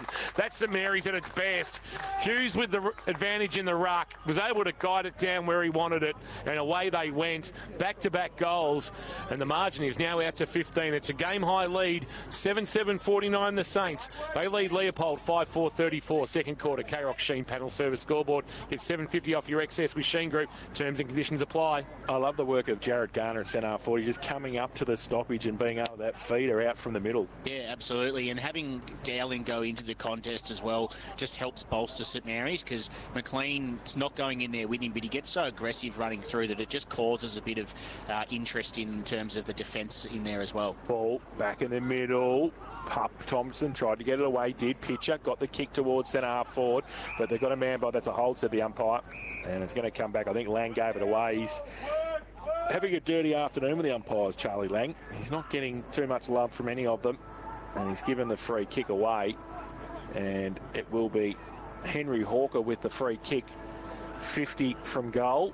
Henry Hawker, it sounds like the name of somebody who invented something. Yes, he sounds like a Marvel character, Henry Hawker. He's kicked 2, and this would be a very quick reply for Leopold. We've played 28.5 in this second term, Barwon Foods time clock. Hawker, 55 from goal, comes in, right foot kick, sprayed it, not going to make the distance. Big pack there, punched away St Mary's defensively. They see it over the line, and we're going to have a boundary thrown in the left forward pocket for the Lions. I didn't think distance would be an issue. Is there maybe just a slight kicking into a breeze going to that end of the ground, Birchie, for Goddings? Yeah, very slight southerly. Ball back into play. Hawker to do the ruck work. Hughes double palm down, front of the pack. Lang was there. Hawker freed his arms, got it to Morfitt. Morfitt was wrapped up by Rayner, going nowhere. And we'll get a ball up just left of the centre square. Oh, sorry, goal square, I should say. Leopold in attack. Trying to find a late one here to go into half-time with a bit of momentum. Hughes and Hawker nullify each other. Hughes in the end up with the footy. Lang had his kick smothered. Billy Clark was busy in the first quarter, quieter in this second. Couldn't win the footy cleanly there. Rayner's got his head over it as well. Chance for Sam Scott through traffic, just bullocking his way through. Handball. Hawker went to kick and then dropped the footy as he went to kick. Sam Christensen picked up the ball for St Mary's. They get another stoppage about 30 metres out from the Leopold goal. 29 3/4 minutes played. St Mary's leading this one by 15. Hawker got it down in the ruck contest against Hughes. And that's the siren for half-time here at Anthony Costa at St Mary's. 7:49. They lead Leopold 5:34. We'll shortly go to a break, but before we do, Jane Birch is going to head down boundary side and have a chat with one of the players. 7:49, playing 5-4-34. St Mary's in the end kicking 4 goals in that second quarter, and an old favourite of ours, Elijah Wales, standing next to Jane Birch. You like going to Elijah? Yes, Elijah, he'd just come off the bench, so I thought I'll grab him. Pretty tight tussle that first half, but a few consecutive goals there. You've pulled away to a little bit of a margin now. Yeah, it was nice. I think we had the ball in our front half for a lot of that second quarter, so to get a bit of reward on the scoreboard was good. We know they're a heavily contested team. We know it's what they love, so just trying to sort of break it open, get on the outside. I think that's where our weapons are. And key messages, like areas to improve that you can see just sitting on the bench there in those last sort of 5 minutes or so? Yeah, we could probably hold it in when it's in D50, I think. A couple of boys sort of flicker the handball out, so repeat stoppage, late in quarters, control the game, keep it low, knock it in. Thanks so much for your time. Good luck for the second half. Elijah Wales there with Jane Birch for Leopold Sporties. We're going to take a break, come back and bring you half-time thanks to Blackman's Brewery, the ultimate half-time beer made in Geelong. It's St Mary's by 15 points. Thanks to APCO Cafe. This is my school. This is my school. This is my school. This is my school. This is our stadium.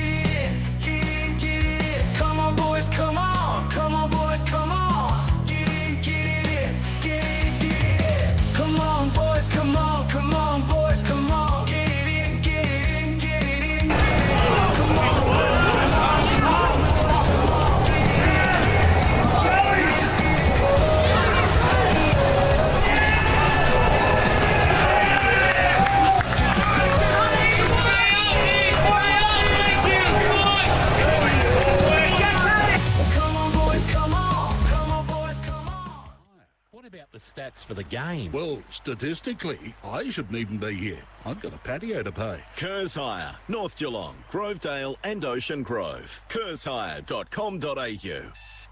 Get a good night's sleep with Harvey Norman, Corio and Warn Ponds. Quality mattresses by Tempur, Sealy Posturepedic, Sleepmaker and King Coil by A.H. Beard with major savings. Queen size from a low $499. Adjustable bed bases, bed frames, kids' bedroom furniture, bunk beds and storage pieces. Customisable Australian-made bedroom furniture to suit your space and style. Luxurious pillows, quilt covers, sheet sets and more. Get behind the cats this season with your locally owned and operated Harvey Norman, Corio and Warn Ponds. Here's another powerful reason to choose Tyre Power. At Tyre Power, you deal with owners who are proudly independent. We're not just tyre experts. Tyres are our life and livelihood. And because many Tyre Power owners are part of your local community, you can trust our family to look after yours. Visit tyrepower.com.au or call 13 21 91 for your local independent owner. Thanks to our number one ticket holder, APCO. Fueled by APCO Cafe 24/7. Half-time thanks to Blackman's Brewery, the ultimate half-time beer made right here in Geelong. It's Sunday afternoon, Pivot City lager time, I reckon. If you're sitting at home listening on KRockFootball.live, just crack one of those beautiful Blackmans this afternoon and see how you go. Oh, gee whiz. These Royal Highnesses brought over lunch and dinner by the looks of it. Well done. Thank you very much, Detective Senior Constable McKeegan. Here at St Mary's, 7-7-49. The Saints, Leopold 5-4-34, 15 points of difference. Keeping injury updates this afternoon. Thanks to St John of God Hospital, caring for our community for 50 years. Birchie, injury-wise, there was a little bit going on in the first half. Oh, gee whiz. Key's not here and I've got to turn you on because he's turned you off. There you go. Yeah, I was just making a few notes on my bit of paper here. There was quite a few for both teams, really. There was players off at various times. Bailey Cockrell had the right calf issue. He's back out there, which is good. Michael Rudd had that big bump. They're actually taping up his right hand, so he got back out there as well. We've got Billy Ritchie, obviously, battling the foot issue, so he can only go out there in bursts, which is disappointing for them. Marcus Thompson even came off and they did a little bit of work on his right wrist, which was heavily taped up. So there are a few players going down. These hard grounds are not doing anything for those sort of impact injuries. So both teams with a few injury concerns, but Leopold obviously the ones that are hardest hit at the moment. Thanks, Birchie. We'll keep up to date with those in the second half this afternoon. Our injury updates, as always, thanks to St John of God Hospital. And Birchie, thanks to Leopold Sporties Club, your complete family venue. We just saw Arthur Fat join us near the commentary box, and he spent a very long time at the Leopold Sporties last week after the past Players' Day at Leopold. They had a nice little end of day scenario at the Leopold Sporties, so it was very good. The stats, thanks to Kerrs Hire, 3 locations, North Geelong, Grovedale and Ocean Grove. Dowlo is looking at some key stats this afternoon. What are we looking at this afternoon, Dowlo? Yes, clearances fairly even as expected, both sides even throughout the contest and as well throughout the season, so that was predicted at half-time. St Mary's +6 inside 50s with 16-10. Marks, Leopold +3, 31-28, and forward half turnovers 4 for St Mary's and 3 for Leopold. They're the key numbers this afternoon to Kerrs Hire, 3 locations, North Geelong, Grovedale and Ocean Grove. Just from a perspective of the inside 50, 16-10, Dowler, just probably St Mary's, just a couple of extra chances there that they could have put a little bit more hurt on the Lions. Yeah, absolutely. So they had 5 in the first quarter and 11 in that quarter, and 11 in that quarter for 4 goals. Just would have liked for them to be able to go in and use the ball a little bit more efficiently. They're tending just to go long and deep, and Leopold are either dropping off and being able to mark the football and intercept, or they're getting spoiled through for rush behind. So can they look to just hit a shorter one sort of in that launch pad, 70 to 50 out, and then find another one? Potentially that's one way of going in, or are they able to shift the ball off the line a little bit further up the ground, try and kick it into a little bit of space to allow the forwards to just run into it and mark on the lead? Well, we can just quickly go around the grounds. Kingy has rejoined us. He's going to turn his microphone on around the grounds for Leopold Sporties. Yeah, the Cats just hanging on in the VFL clash. Richmond now 11-3-69, Geelong 11-9-75. 5.5 minutes into the final term. Ted Closey's had 31 disposals. For his own footy. Marcus Herbert 19, Paddy Richko was 17, Jay Polkinghorn has kicked 4. my boy. Just working for him to get a senior debut, aren't you? Well, I got George Stevens one. Yeah, you did, and he delivered. He was good. He was very good. And Jamison Ballantyne, former Geelong West Giant, now back at Portland, has kicked 2. Earlier today, Geelong VFLW lost by 26 to the Casey Demons. And in the AFL, the clash underway at the moment. Sydney lead Fremantle by 17 points at halftime. Dockers can't be trusted. They do it every year. Fremantle can't be trusted. Cannot be trusted. And it'll keep the Swans somewhat in touch. But, gee, 7 rounds to play, 2 games out. You are asking a lot with that. The other game today will start at 3:15 over in Adelaide between the Crows and the Demons. We'll take another break here at halftime. Come back, second half action, 49 playing 34. St Mary's holding sway. The feeling among the Leopold faithful is that they're just hanging on with this young group and that St Mary's might pull away after halftime. Back on the other side of this. Thanks to APCO Cafe 24/7. When it's halftime for Blackman's Brew, the ultimate halftime beer made in Geelong. Live, breathe, K-Rock footy.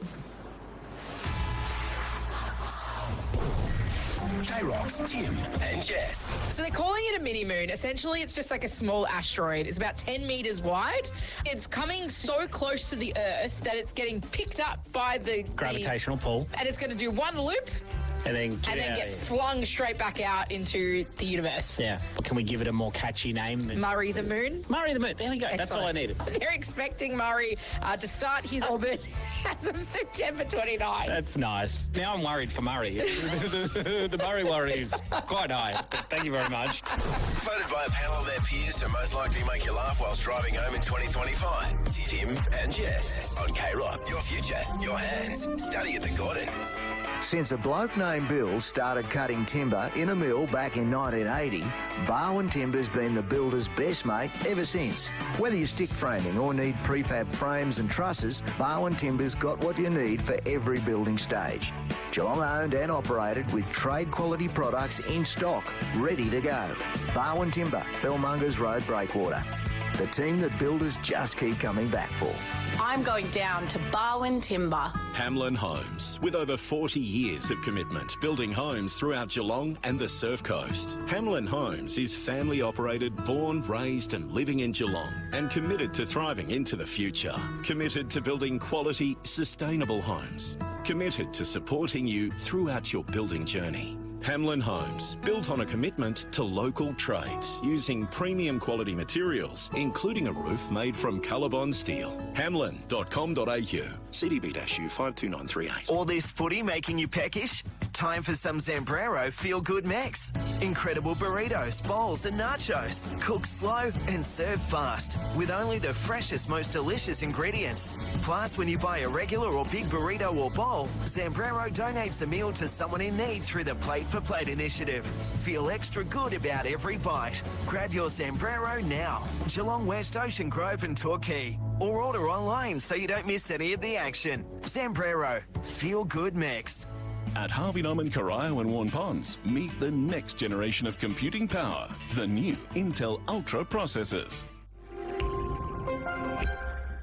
With AI and Windows Copilot, these computers have never been faster or smarter. For technology that's not just ahead of the curve, but bending the curve, talk to Geelong's experts in tech and discover how you can upgrade your world. Harvey Norman, Corio and Warren Ponds, proudly bringing you the future of computers, now. Have you had a car accident and needing it repaired now? With Sheen Panel Service, you don't need to wait, Geelong. We will pick up and drop off your car. We will provide an accident replacement vehicle. We will even pay up to $750 off your insurance excess. Sheen will also offer a lifetime guarantee on all repairs. Get your car fixed now and conveniently with Sheen Panel Service. T's and C's apply. Visit sheengroup.com.au or call 1300 249 755. Thanks to our #1 ticket holder, APCO. Fueled by APCO Cafe 24/7. Half-time for Blackman's Brewery, the ultimate half-time beer made in Geelong, around the grounds for Leopold Sporties. Richmond now 75, level with Geelong in the VFL 75. So any chance of the Cats being part of wildcard action might be about to slip through their fingers over there at GMHBA Stadium. Half-time with St Mary's leading by 15 points. If you've only just joined us through either AFL Bar on TV, KRockFootball.live or FM 88.5 around the ground. Some sad news in local football today with the passing of Jeff McClure and Jason Doherty. You're probably best to speak to Jeff's impact, especially on the GD FNL and at Clubland as well. Yeah, long time vice president of the GD and was in charge of Interleague when I was at the league, and loved it. Like, he absolutely lived and breathed Interleague footy. With organised some great games, organised some infamous games too, mind you. Goalless one. The goalless one at Hurrielli, which will remain unnamed again, Damien Monkhurst. It was a very good club administrator before he came to the GD as well, and his son, obviously Nathan, is at St Joey, so we send our condolences to the McClure family on his passing. Brother of former Geelong advertiser editor Darryl. Darryl, absolutely. Uncle of former Geelong player James. James, that's right, yes. So, yes, had a big impact on footy in the region, Jeff. Okay. So it's sad. Club-wise, who was he involved with? He was involved with Bellpost Hill. Yep, in their early days? Very early days. And somebody before that, but I can't remember who that was before he was at Bellpost Hill. They turn 50 next year, Bellpost Hill, I think. I know, it feels like they've just started, but they've been around for 50 years. Yeah. We're getting older, Tom, especially I am. But it's been a lot of time at the GD, and yes, he was a very valued member of Neville's hierarchy. Been battling Parkinson's disease. Yes, I'd seen him a couple of times. Saw him at the finals a couple of years ago at St Albans. With his wife Cynthia, who came along as well to most things that the GD did. So they were regulars at everything. But yeah, has been battling for a while. So that's it's sad news. Yeah, our thoughts with the McClure clan.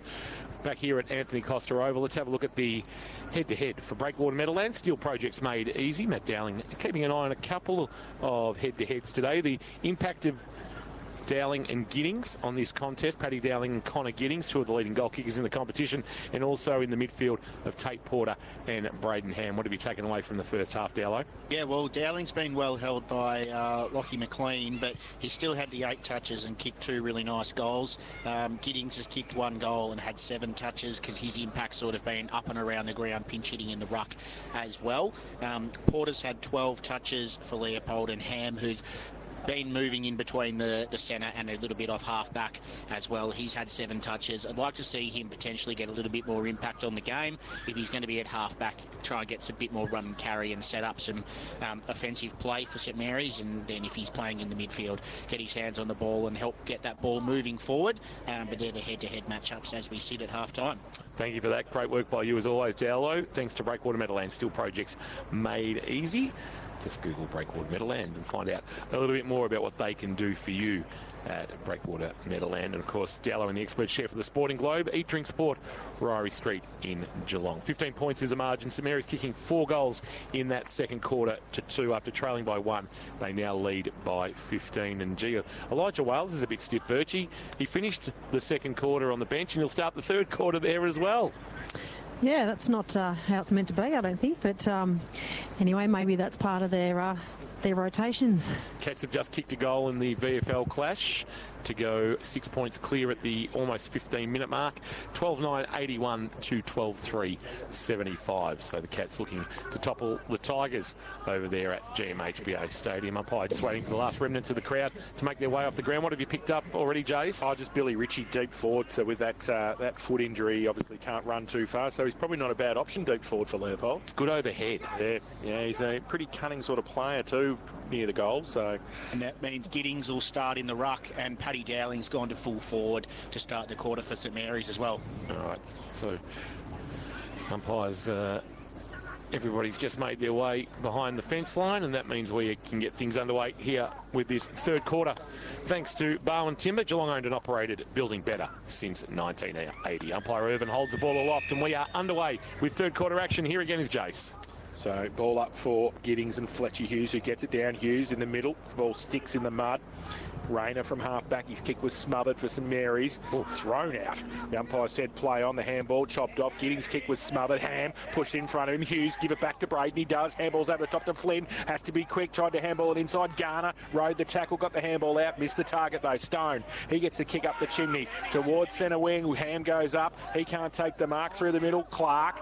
He gets wrapped up by Rayner. Ball spills free. Box in the middle. Scott wrapped up right in front of the best seats of the house thanks to Epco Cafe 24/7. And the umpire will come in and ball it up. Riley Stone's just turned to the Leopold bench and directing traffic. Not sure exactly why, but we'll get the ball into the air. Hughes and pitcher. Hughes, a tap down, went through the legs of Garner. Rolls to the boundary. Blood trying to keep it alive. Did so and ran away from Feely. Kick. He's going to flirt with the boundary line. It'll bounce just inside the field of play and away from Sam Burke and out for a boundary throw in at left half forward. And gee, didn't the Smeary's interchange let Tom Feely know about that contest? Absolutely they did. 7-7-49 plays 5-4-34. It's just about that match up there. So Stone's just gone straight to Dowling. So Stone now playing at full back for Leopold. One back gully plant farm matchups. Thank you for that, Dowlow. Sam Burke on the tap down. He'll actually get the footy back from Rudd. Quick kick around the corner. Rolling ball set on its point. Knocked through by Stone. It was almost a Mac Andrew arrangement from yesterday's clash between Essendon and Gold Coast, where he got clean bowled. So behind there for the Saints. And the margin is 16. It's the biggest margin of the afternoon. 50 playing 34. A minute and 3/4 played on the Barwon Foods third quarter time clock. The Undertaker got it towards Riley Stone, who goes long with the kick towards centre wing. Coming the other way, though, McMahon for St Mary's gives it to Ham. You're normally good in this situation. Pops it up. McMahon can't take the mark. He said, in fact, it was Dowling. Second effort was good. 50 from goal. Over the top, Travellini can't get back there in time. And the ball runs through for a behind to Dowling. 2 goals to his personal tally this afternoon. And I go to 7-9-51 St Mary's. Leopold 5-4-34 Barwon. Timber K-Rock third quarter scoreboard. Long kick in, cleared the pack. It'll roll to the boundary line, trying to keep it alive, Jansen, but he runs out of room as pitcher tries to don't argue. In fact, it's Christensen, I should say.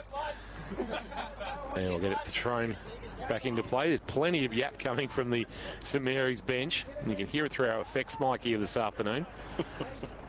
Pitcher again, who's rucked manfully, undersized, shallow throwing. Wants to scoop it back into the corridor. Hughes, but only as far as Jennings. His handball was not ideal. Clark was under pressure. McDonald couldn't make them pay. Tried to fire it back to Ham, but missed him. McDonald has to go back and get it again. Hands and knees. Got it up. Braden Ham in traffic. Little handball. Feely took the tackle of McMahon, and he'll get locked up. Sam Scott in there as well. We'll get a ball up. First goal really crucial here, I reckon, for Leopold.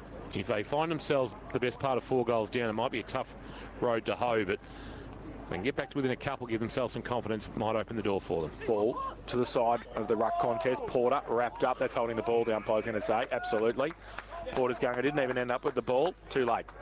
Jansen got the free kick, gives it away to Ham by hand. He goes left foot towards Burke at centre, half forward, or half forward flank. He plays on now, wheels and goes towards the top of the square. Needs a mark and got one. Dowling came out. Full forward, as Dowlow said. And no relation has taken the mark. And he will shoot for goal from 30 out, 45 to Grangle for his third.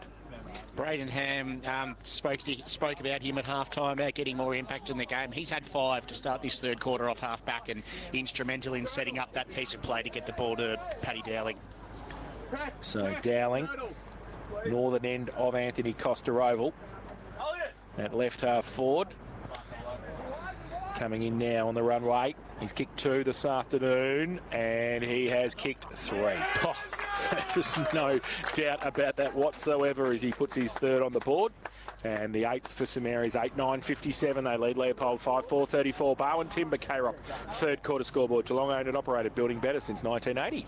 It was a nice piece of play there from Sam Burke, who got himself up the ground, and then that created space in behind for Dowling to be able to lead out. So Burke just wheeled around on the wing straight away, knowing that there was a 1v1 in St Mary's forward line, and Dowling was just able to do some work early and catch Sheehan off guard and was able to lead out and finish nicely in front of goal for his third. 44 goals for the season. Paddy Dowling playing game 97 of his career. He's ticked over 190 goals, so closing in on a couple of 100 goals at senior GFNL level. And the Saints are going to go forward again. Cockerell, a handball, Blood, and flying and marking on the chest is Burke. Taking on the chest comfortably, Sam Burke. To the goal square he goes. Dowling had a run at it. He just worked Trent Thompson under the foot. He couldn't get his hands on the ball. Rudder handball back to Garner, and this one might be done. Garner a quick snap, and they've just flexed their muscle now, St Mary's, against the undermanned Polders. And the margin is now 29. And they move to 9-9-63. Leopold 5-4-34. 4. 5 minutes played in this third quarter. Third quarter action for Barwon Timber. Geelong owned and operated, building better since 1980. Lovely piece of play again there from Burke. So they look nice when he's up the ground a little bit more. Wasn't getting it done close to goal, so they've been able to put him up the ground where he's got a good set of hands, and that's 2 nice inside 50s that have assisted on goal, being able to wheel around and get it in nice and long and deep with some speed on the footy. Back to the middle. High ball up there. Hughes gets it down. Goes to the 2 number 8, Scott. It's wrapped up by Jansen, and the umpire will come in and ball it up. Just on the side of the centre circle. Hughes gets it down again. Through the middle, Porter. He gets the handball free, but only as far as Harry McMahon. Right foot tumbling punt towards the goal. Comes back towards Burke at half forward. Tries to get around. Umpire says, must be holding the ball now. He didn't pay too high. Sam Burke says, I should have probably got a free kick, but he didn't get one. And Rochow O'Toole has the free kick, gives it away by hand towards Jennings, has to go on the right, goes laterally across the grounds, okay, finds Harry Wall at half-back for Leopold. Wall sends a kick wide, working hard his pitcher, but the kick won't have the carry, and Wales will get across to see it out of bounds. Just knocks it out. We'll get a boundary throw in at true centre wing. Interested spectator across there too, Ryan Pendlebury. Yes, okay. Right behind the boundary umpire. Have it hurled back into play. Pitcher, Hughes, double palm down, roving by Marcus Thompson. Gave a handball to Feely, ran straight into a Blood and Cockrell tackle. He's going to get pinged, Tom Feely. So umpire will deem that he tried to take the tackle on. Blood will give a handball to the run of Wales. Wales past the scoreboard, and then a kick to half forward just out of the reach of Garner. Clean bowled McLean of Leopold. So Garner got back there. Loose footy up to Cockrell. They're on the move now, St Mary's. Cockrell into the forward pocket. Miss Trent Thompson getting involved, and brought to ground was Van Lunn and Johnson. And that ball will be either a ball up or a boundary thrown, although it hasn't gone out yet. That pocket is deeper than you think. Stays in play and then eventually goes out. We'll have it hurled into play. 9-9-63. St Mary's with back-to-back goals to start this opening quarter to ram home their advantage. Leopold 5-4-34. And in the VFL around the grounds for Leopold, Sporties are Cats by 1. 22.5 minutes played in the last. Boundary throw in. Favours Rudd. I think favours Rudd because it was a terrible boundary throw in. So boundary umpire with a little bit more work to do. And try and throw it back in it. Right half forward for St Mary's. Throw in now. Rudd against Pitcher. Neither get a tap down. Falls into the arms of Pitcher in the end. Flynn put a good tackle on. Feely at the back. Left foot kick. Up the chimney towards defensive 50. But Wales standing on the line takes the mark. Goes back to Ham, who takes it at forward 50. And like him better on the run, Braden. But not without a show. And he's sort of signalling that he's going to go for goal. And he has not troubled the scorers yet this afternoon. He's going to come in from 55 out, northern end of the ground.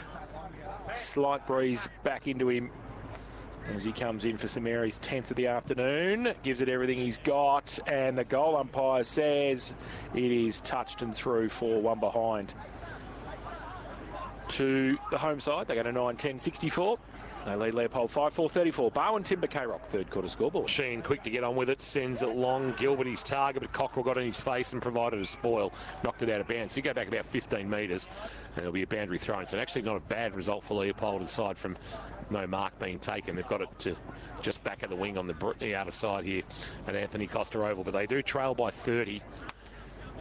Have found it hard really since quarter time to conjure anything goal-wise. Shallow throw-in. Hughes a double palm down. Dowling the roving. That was Paddy. Tried to get it over the top to Travellini. Had his handball chopped off. And Cockrell and Marcus Thompson are going to conspire maybe to see this out. Rayner also in there laying a tackle. And we will get a ball up. Sydney 54, the Dockers 42, so the margin 12 in that clash at the SCG this afternoon, and Geelong by 2 points, 83-81. As there's a free kick for a push on Paddy Dowling against Harry Morfitt, the debutant. Paddy Dowling will take it in the shadows of the scoreboard. Just got up a little bit gingerly from that Birchie. Keep an eye on that for St John of God Hospital. And Paddy Dowling will take his free kick and send St Mary's forward. Goes with a left foot kick towards half forward. Over the back, free kick found. Going to be coming back to Nick Dowling. He takes it for St Mary's. right half forward, pretty congested for him. Forward of where he is at 55 from goal. Long kick, top of the square, needs a big mark. Oh, nearly got one. Burke, did he mark it? Yes, he did. He had Rudd in front, but he read it the better. Put the hands up and took the mark at the second attempt, and will shoot for goal from 15 out directly in front. Yeah, they worked nicely as a duo there, Rudd and Burke. They just sealed their men out, and then Burke was able to stick the hands up and catch it nicely directly in front of goal. He's kicked one this afternoon, this for St Mary's 10th. And he comes in 15 out directly in front, should have no problems. Gave the goal umpire a little bit of work to do, but he's put it through for his second of the afternoon and the 10th for the home side. 10-10-70, they lead Leopold 5-4-34. Bowen Timber, K-Rock third quarter scoreboard and the expert share. Thanks to the Sporting Globe. Here's Dallo. Yeah, they've been able to put some goals on the board fairly quickly here, St Mary's, which is going to make life difficult for Leopold. But it also looks like Leopold have dropped that tag that they had on Paddy Dowling with Lockie McLean. He's gone into the midfield, and even when he's been sitting forward, McLean hasn't picked him up. So interesting as to why they have done that. But easy to follow Paddy for his influence over the course of the rest of the game. Garns, how was the cricket, all right? It was good? Yeah, had a good time? Looks like good. The way you're playing it looks like you're still there. Oh, whack! Oh, that was written, spoken and authorised by Kingy. I've already said that before. I'm happy to say it to his face as well. Oh, wee. Birchie, down to you. Just on Billy Ritchie's come from the Billy Ritchie's come from the ground and pretty dejected. I don't know whether we'll see him again today. Just keep an eye on that. Back in the middle, Jennings has gone into the ruck. Hughes won the tap down. Scott's gone into the middle. He barrels one inside forward 50, looking for a mark. Can't find one in Lewis Gilbert. Ball's going to roll out the back. Gilbert will track it back, but Braden Ham will beat him. Try to get a handball away. Chance for Lewis Gilbert. Down on hands and knees, loses it. Morph it through traffic. Handball back to a voice. Sam Scott steps inside. Connors coming towards him, then bangs it long towards goal. That's not a bad effort from the man they call Box. The veteran kicks a Metricon goal of the day contender. Stepped inside Connors nicely and pulls the margin back to 30 points. They needed that. That is an understatement. Instant impact from Sam Scott going into the middle and then finding a goal. 6-4-40. St Mary's 10-10-70. Almost 13 minutes played in this third quarter thanks to Bowen Timber. Geelong owned and operated and building better since 1980. You're spot on there, King. I was just going to say that they've thrown him in there, and it's a nice little change up there for Leopold because he's a bit of a bigger, stronger body around a centre clearance, Sam Scott, and then his ability to transition forward like he did then and stay involved in the play. Kept his feet and finished very nicely from just outside 50. Back in the middle, Rudd stood in the ruck contest. Shepherd said the umpire. Harris Jennings going to take it. They've switched that up too, haven't they? Yep, Jennings into the ruck. Well, can you back that Trent Thompson and Will Sheen are going to get it done behind the footy? Well, it's interesting as to who St Mary's have down there is the question. Ball towards half forward for Leopold, punched away by Hamish Burke. Pushed it towards the boundary line, got it over for a throw in, was it? Pushing the back, said the umpire. Free kick to St Mary's, right on the line. So free kick to Harry McMahon. He got it towards Cockrell. He has to go off to the left because he was called to play on. Clark takes the mark for Leopold, just forward to centre wing for the Lions. Richmond 88, lead Geelong 83.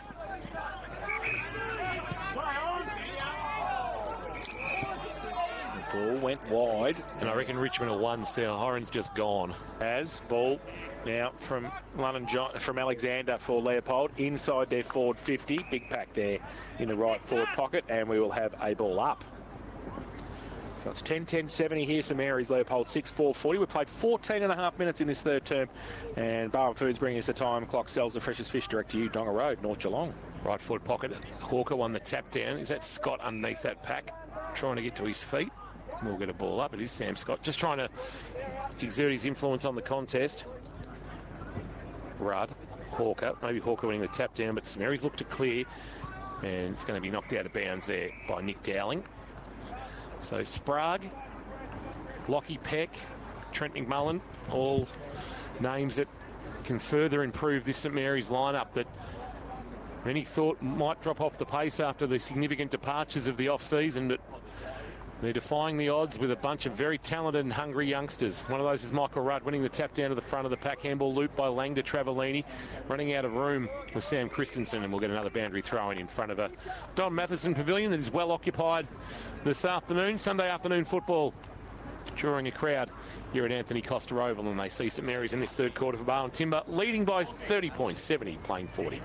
Boundary throw in, right half forward for Leopold. Rudd gets it down to the front of the pack. Ball in dispute. Scott runs along the boundary line, kicks it from mid-air, and kicks it in the arms of Harry McMahon in the last line of defence for St Mary's in the back pocket. Scott stands the mark in the end. He'll be called to play on. He wants to go across the face of goal. Dangerous kick coming the other way. Gilbert took the mark. And we'll have a set shot for goal from 35 out. And he is not without a chance here to make it 2 in a couple of minutes for Leopold and bring the margin back to 24. Good pressure there, just squeezed them into the pocket, St Mary's, and were able to be that teasing distance away to be able to chop off the kick and have a shot going inside 50. So Gilbert comes in, right foot kick, kicks it. That was as easy as you like from Lewis Gilbert. So he has put his first on the board. And that is the 7th for Leopold, 7-4-46. Just hanging around, St Mary's 10-10-70. Barwon Timber K-Rock third quarter scoreboard. Yeah, you're right, Jose. They're just not going away, Leopold. They sort of get one kicked against them and then they'll kick one back. They just need to try and get a run on now where they can kick consecutive goals and try and reduce this margin that has blown out a little bit last quarter. Lewis Gilbert joining Leopold from Lake Wendouree, where he played 3 senior games and kicked 2 goals in the Ballarat League. Harris, Jennings and Rudd to go at it back in the middle. Can Leopold find another one? Rudd wins the tap down. Marcus Thompson tried to hit the ball hard, but Rudd was good. Fired a handball to Jansen. They'll go inside forward 50. Flynn links up with McDonald. Handball over the top. Valor longer. The bounce was not too bad, but sitting duck for Thompson. Ball spills out. Freeing the arms. McDonald a handball. Jansen's been busy. Handball back to the voice of Harry McMahon. McMahon sends a kick across the face of goal. Bloody's target. Takes a wonderful mark. With Billy Clark riding in from behind. Blood was able to protect the drop zone and mark on the chest, and the skipper can go back and kick his second of the afternoon. It was a good grab, a Hamlin hanger contender from Jack Blood. The great mark, but it was a really nice kick too. The kick just came in on an angle and put it out into some space where Blood was able to protect that drop zone of the ball, like you said, Kingy, and took a nice contested mark. Blood looking for his second. Margin back to 30 is Jack Blood. No, misses to the left. Tried to work it back slightly, but couldn't. And the margin is 25. Jack Blood with 1 goal, 1. St Mary's with 10 goals, 11. Leopold 7-4-46. 18 minutes almost played on the third quarter. Barwon through time clock. Undertaker from fullback plays on, comes towards centre wing with the kick. Rudd goes up off the back of the pack. Ham can't keep it in. And he's going to be surrounded by some lions anyway. And it's going to be a boundary throw in right in front of the best seats in the house, thanks to Apco Cafe 24/7. Right up against Harris Jennings in the ruck contest. Garner and Porter. Blood and Thompson. Ball to Jennings. He gets it to Porter. He gets a right foot kick towards half forward. And still in the field of play, coming the other way. Great play by Lang, got it away to Connors, off a step, goes towards Burke, and have a couple against him, punched away at the back, comes towards Travellini, tracks it, close to the boundary line, little right foot kick around the corner, wasn't far enough. And it's mark taken. Leopold at half back, just with a short little kick is okay to the Undertaker. And it came from Alexander. So now the Undertaker in the middle will choose it off and does nicely to Harris Jennings. He goes to the outer side, try to create a bit of space. They do. They get it towards Wall on centre wing. He comes back into Thompson. Marcus thought about playing on, just has to hold it up now. Still got possession though, Leopold. He goes with a right foot kick towards half forward. Scott can't take the mark. We'll need some support. Got some as well. Alexander, who followed up. Right foot kick, top of the square. Oh, big pack there off the side of the pack now. Out of bounds in the right forward pocket for Leopold. We're going to have a boundary throw in. Jared Garner's lucky not to have been pinged for an unrealistic attempt there over the top of Billy Clark. We'll get a boundary throw in. Right forward pocket. Southern end of the ground. Leopold would love 1, if not 2, before three-quarter time and get this margin back to a couple of kicks. From the throw in, it's a shallow one again. Hughes won the tap down. Porter, Billy Clark around the body to the goal square, and well played by Hamish Burke, was able to spoil it away from Connor Giddings and through for a rush behind to make the margin 24. 7-5-47, 10-11-71, third quarter action. Thanks to our good friends at Barwon Timber. Geelong owned and operated and building better since 1980. Braden Ham from fullback Comes broadcast side. Rudd's going to have 3 against him. Oh, and there was 2 up for Leopold. They still couldn't take the mark, though. Hughes got the handball to Garner. Gets around 1. Handball over the top. Harry McMahon on centre wing. They're hassled out of it. Handball on the up. Came to from Sheehan to Thompson. Oh, great kick at centre half forward. Morfitt takes it for Leopold. Goes towards an open goal square. Burke gets back there and again sees it through for a rush behind to Leopold. And they go to 7-6-48 now. The Polders, St Mary's 10-11-71, and that is on the Bowen Timber K-Rock third quarter scoreboard. And short kicking marked by Blood. Blood switches it wide and stretching and marking out. There is McDonald for St Mary's. Missed opportunity there, I reckon, for Leopold. Had numbers. Back to the middle for Blood, and it's a well-weighted kick, and he takes the mark on the centre wicket area, brings it to the broadcast wing. Jansen, a sitting duck. Good spoil came from Lunnon Johnson. Ball will roll out into space. First onto it will be Billy Clark, although worked off it by Lang. Lang got back with a handball to Christensen. Gave it to Lang, working in a phone booth. Gave it to McMahon. McMahon to Jansen. Ran out of room in the end. Lunnon Johnson takes him out. We'll get a boundary throw in.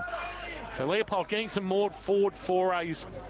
Dowlow, the pressure behind the footy better, but not making it pay at the moment. Yeah, you're right, and you were right before kicking in terms of that missed opportunity going inside 50. They just had to lower eyes, and they had a couple of targets a bit shallower inside 50. Just missed opportunity for a long point. Ruck contest. Hughes tried to take it. Valalonga did for St Mary's. They get it away to McDonald. Uses some speed. Goes through the middle. Kick was partly smothered though.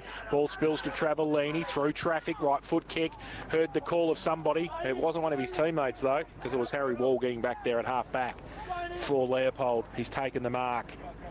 And we'll switch laterally to the outer side. McLean takes it. They're just controlling the play now. Leopold needs somebody to kick to down the line. That's where he's going to go now. He measures the pass nicely. Alexander takes it. Oh, he's handball. Porter set him a task. Had to give it back to Alexander. A little right foot kick. Toe poke. It was okay in the end. He gets it backwards. They're mucking around with it. Blood comes in. Porter now just goes whack with the right foot. Inside 50. Terrible kicking, really, for a forward. And Charlie Lang in front takes the mark for St Mary's again to relieve the pressure. Connor Giddings down there. Why aren't you actually trying to kick it in somewhere in his direction? Well, that's the problem, and they just messed around with it a little bit too much up the ground. If they had have just got it on the boot, they would have probably had Giddings in a more dominant position. Connors runs away. His kick though nearly chopped off by Wall. Couldn't take it cleanly. Well done by Valalonga. Blood, a handball to the voice of Travellini. A couple of the old firm link up. Kick inside 50. Trent Thompson's given away a free kick. He's just about buried Paddy Dowling. For either a push in the back or an arm chop. And Paddy Dowling. This will suit the left footer. It's a bit of an interesting matchup too. I just don't know if Thompson's got the initial speed to go with Dowling. Like you can see Dowling coming out on a lead there. Thompson closed him down but then fell in his back, which sort of is the giveaway for that they're trying to catch up speed and force that defensive effort. Paddy Dowling was never passing this to anybody. He'll swing out onto the left boot. From about 45 metres out, sends a bullet towards goal, but has missed to the right and through for a minor score. In the margin, he's a neat 4 goals at 24 points. Paddy Dowling, by my count this afternoon, with 3 goals, 3. And St Mary's at 10-12. Leopold at 7-6 as we approach 24 minutes played on the Barwon Foods third quarter time clock. So, pitcher from full back. Short little kick to Feely. Get the tape measure out, just 15. Touchy now. Comes broadcast side with a right foot kick long. He wants Harry Morfitt and he wants Lunnon Johnson off the side. Nick Ash, beautiful play. Now he can run through centre wing and go to an open half forward flank over the back. Oh, taking a great mark. Giddings did well against Burke. Read it the better. Got his hands out and will shoot for goal from 50 out, 45-degree angle. They got some nice speed on the ball. It was a nice little gather over the back of that contest, marking contest in front of us, and then the ability just to kick it and get the one-on-one between Giddings and Burke, and Giddings just had the strength to move Burke aside and take a nice mark. Nick Ash obviously kept himself tidy at his cousin's 21st last night. Lucky him. He did well there. Giddings, kick 1 this afternoon, and has now kicked 2. Oh, it's a great kick. Connor Giddings beautifully brought back from right to left. His second, and Leopold's 8-6-54. And the margin comes back. St Mary's 10-12-72. Barwon Timber K-Rock, third quarter scoreboard. And Leopold look good when they can get some speed on the ball. And if they can keep doing that, find a mark, get some runners coming past and get a handball receive and be able to go inside 50 with some speed, they're going to get looks like Giddings forward one-on-one where they can put it to the advantage. They're closing this margin goal by goal. They just need to try and be a little bit more consistent and find a game style that suits them where they can capitalise on top of St Mary's and the pressure that they bring. Yeah, they left themselves with too much work to do, though. They did trail by as much as 36. Back in the middle. Jennings to do the ruck work. Hughes winning the tap down. Porter, the roving, was able to spin away from Jansen and then send Leopold back towards forward 50 again. Sam Scott, the target. Connors there as well. Went through his hands. Hawker trying to keep it alive. Harassed by Sam Christensen to the boundary line. And we're going to get a ball up right on that boundary line in the right forward pocket. Southern end of the ground. 26 minutes played on the Barwon Foods third quarter time clock. Good crowd here on a Sunday afternoon. Early start, which I think everybody was comfortable with. The ball goes into the air. That's actually going to nearly go out of bounds. Tap down one by Hughes. Ball at the boundary line. It's going to be a free kick for a hold, and it's going to go to St Mary's. It's going to go to Chris Jansen. Tanner, who's deemed to be hanging on to the St Mary's number 8, who's got it in the left back pocket, and will look to send it maybe across his defensive goal, or will he keep it broadcast side? He keeps it broadcast side with the high ball where Burke and Hughes will set themselves. Oh! Giddings goes up and takes the Hamlin hanger of the century, and he's nearly murdered a teammate. The old roadshow, he was in front. He got whacked by Connor Giddings, who was up that long. He got a nosebleed. Now Tate Porter gets the ball at right half forward for Leopold. He goes towards the pocket. Oh, good mark, Michael Rudd in front. This is just a marking feast here. And Rudd takes it last line of defence, and Connor Giddings has come down. He was a bit sore after that. No wonder he got up that high. And now Michael Rudd, last line of defence for St Mary's. He goes back, gives Giddings another opportunity. Going to be a bit short. Goes up, Hughes in front. London Johnson punched it away, close to the boundary line, over.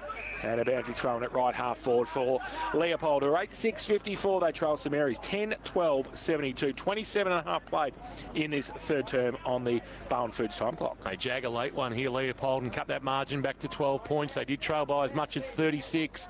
And it appeared that the game was over. St Mary's had taken full control, but they fought back nicely. The two-time reigning premier. Giddings won the tap down. Jansen had a hack off the boot that went about 8 metres. Porter was clean handball. His handball not great. It went straight through the legs of Charlie Alexander and out of bounds for a boundary thrown. Absolutely nutmegged him. And we'll have it hurled back into play. 72-54, 28 minutes now ticking over on the Barwon Foods time clock. Throw in favours Hughes, left hand. Well, Giddings actually going to do the roving. He's going to send a kick towards forward 50. Needs a mark. Flying but not marking with Morford. Brought it to ground level. And there's going to be a stoppage on the 50.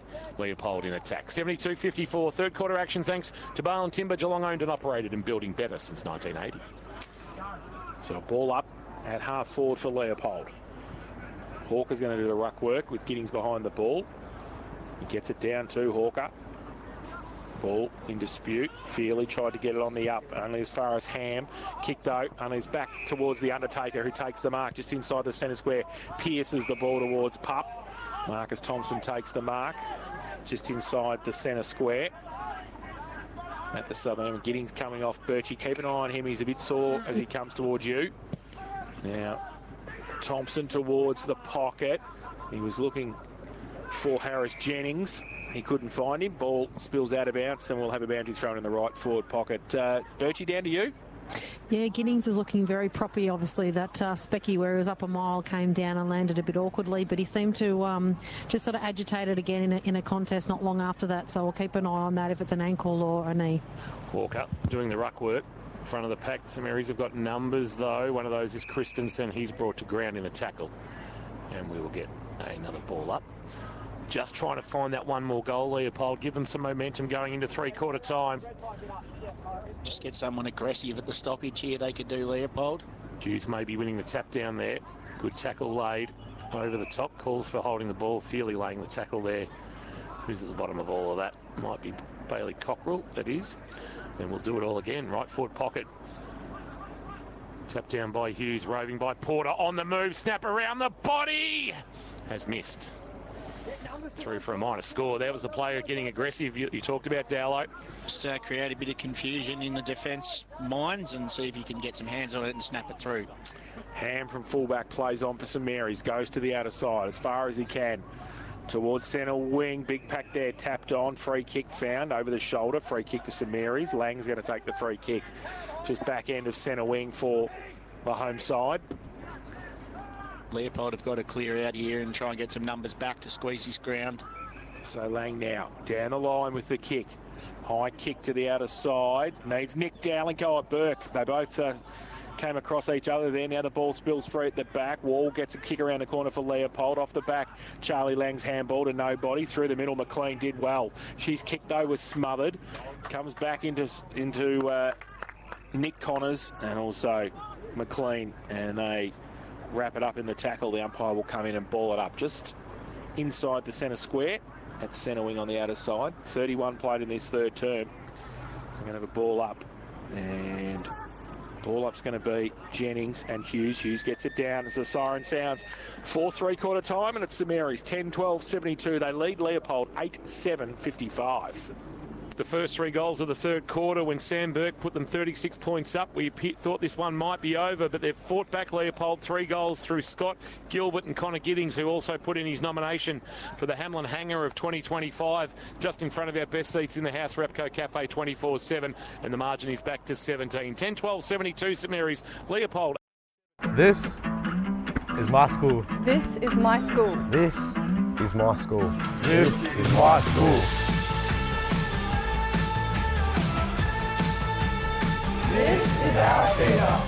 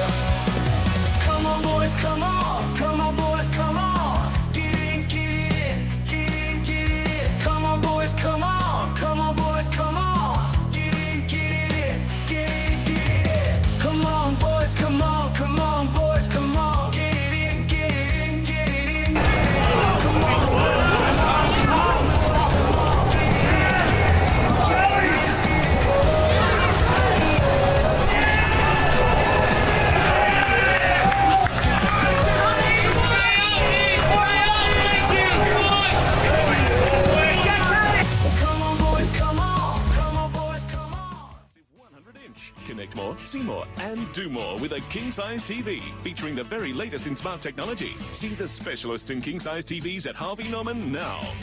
Your locally owned and operated Harvey Norman, Corio and Warn Ponds. Since a bloke named Bill started cutting timber in a mill back in 1980, Barwon Timber's been the builder's best mate ever since. Whether you stick framing or need prefab frames and trusses, Barwon Timber's got what you need for every building stage. Geelong owned and operated with trade quality products in stock, ready to go. Barwon Timber, Fellmongers Road, Breakwater. The team that builders just keep coming back for. I'm going down to Barwon Timber.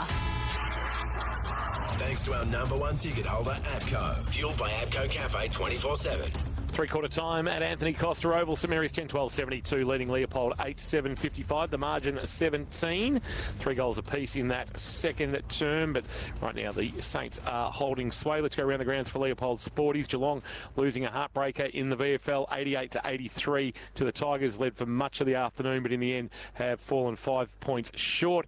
Earlier today, a loss for Geelong in VFLW action. They fell to Casey 8-7-55 to 4-5-29. Game in action at the SCG in the AFL round 17 coming to its conclusion today. 11-8-74 Sydney as we approach 30 minutes gone in the third. Fremantle 9-6-60. Later today, well actually in 4 minutes from now, Adelaide taking on Melbourne. So they're all the scores for Leopold Sporties, your complete family venue. Matt Dowling in the experts chair for the Sporting Globe and keeping an eye on some Kerr's higher stats.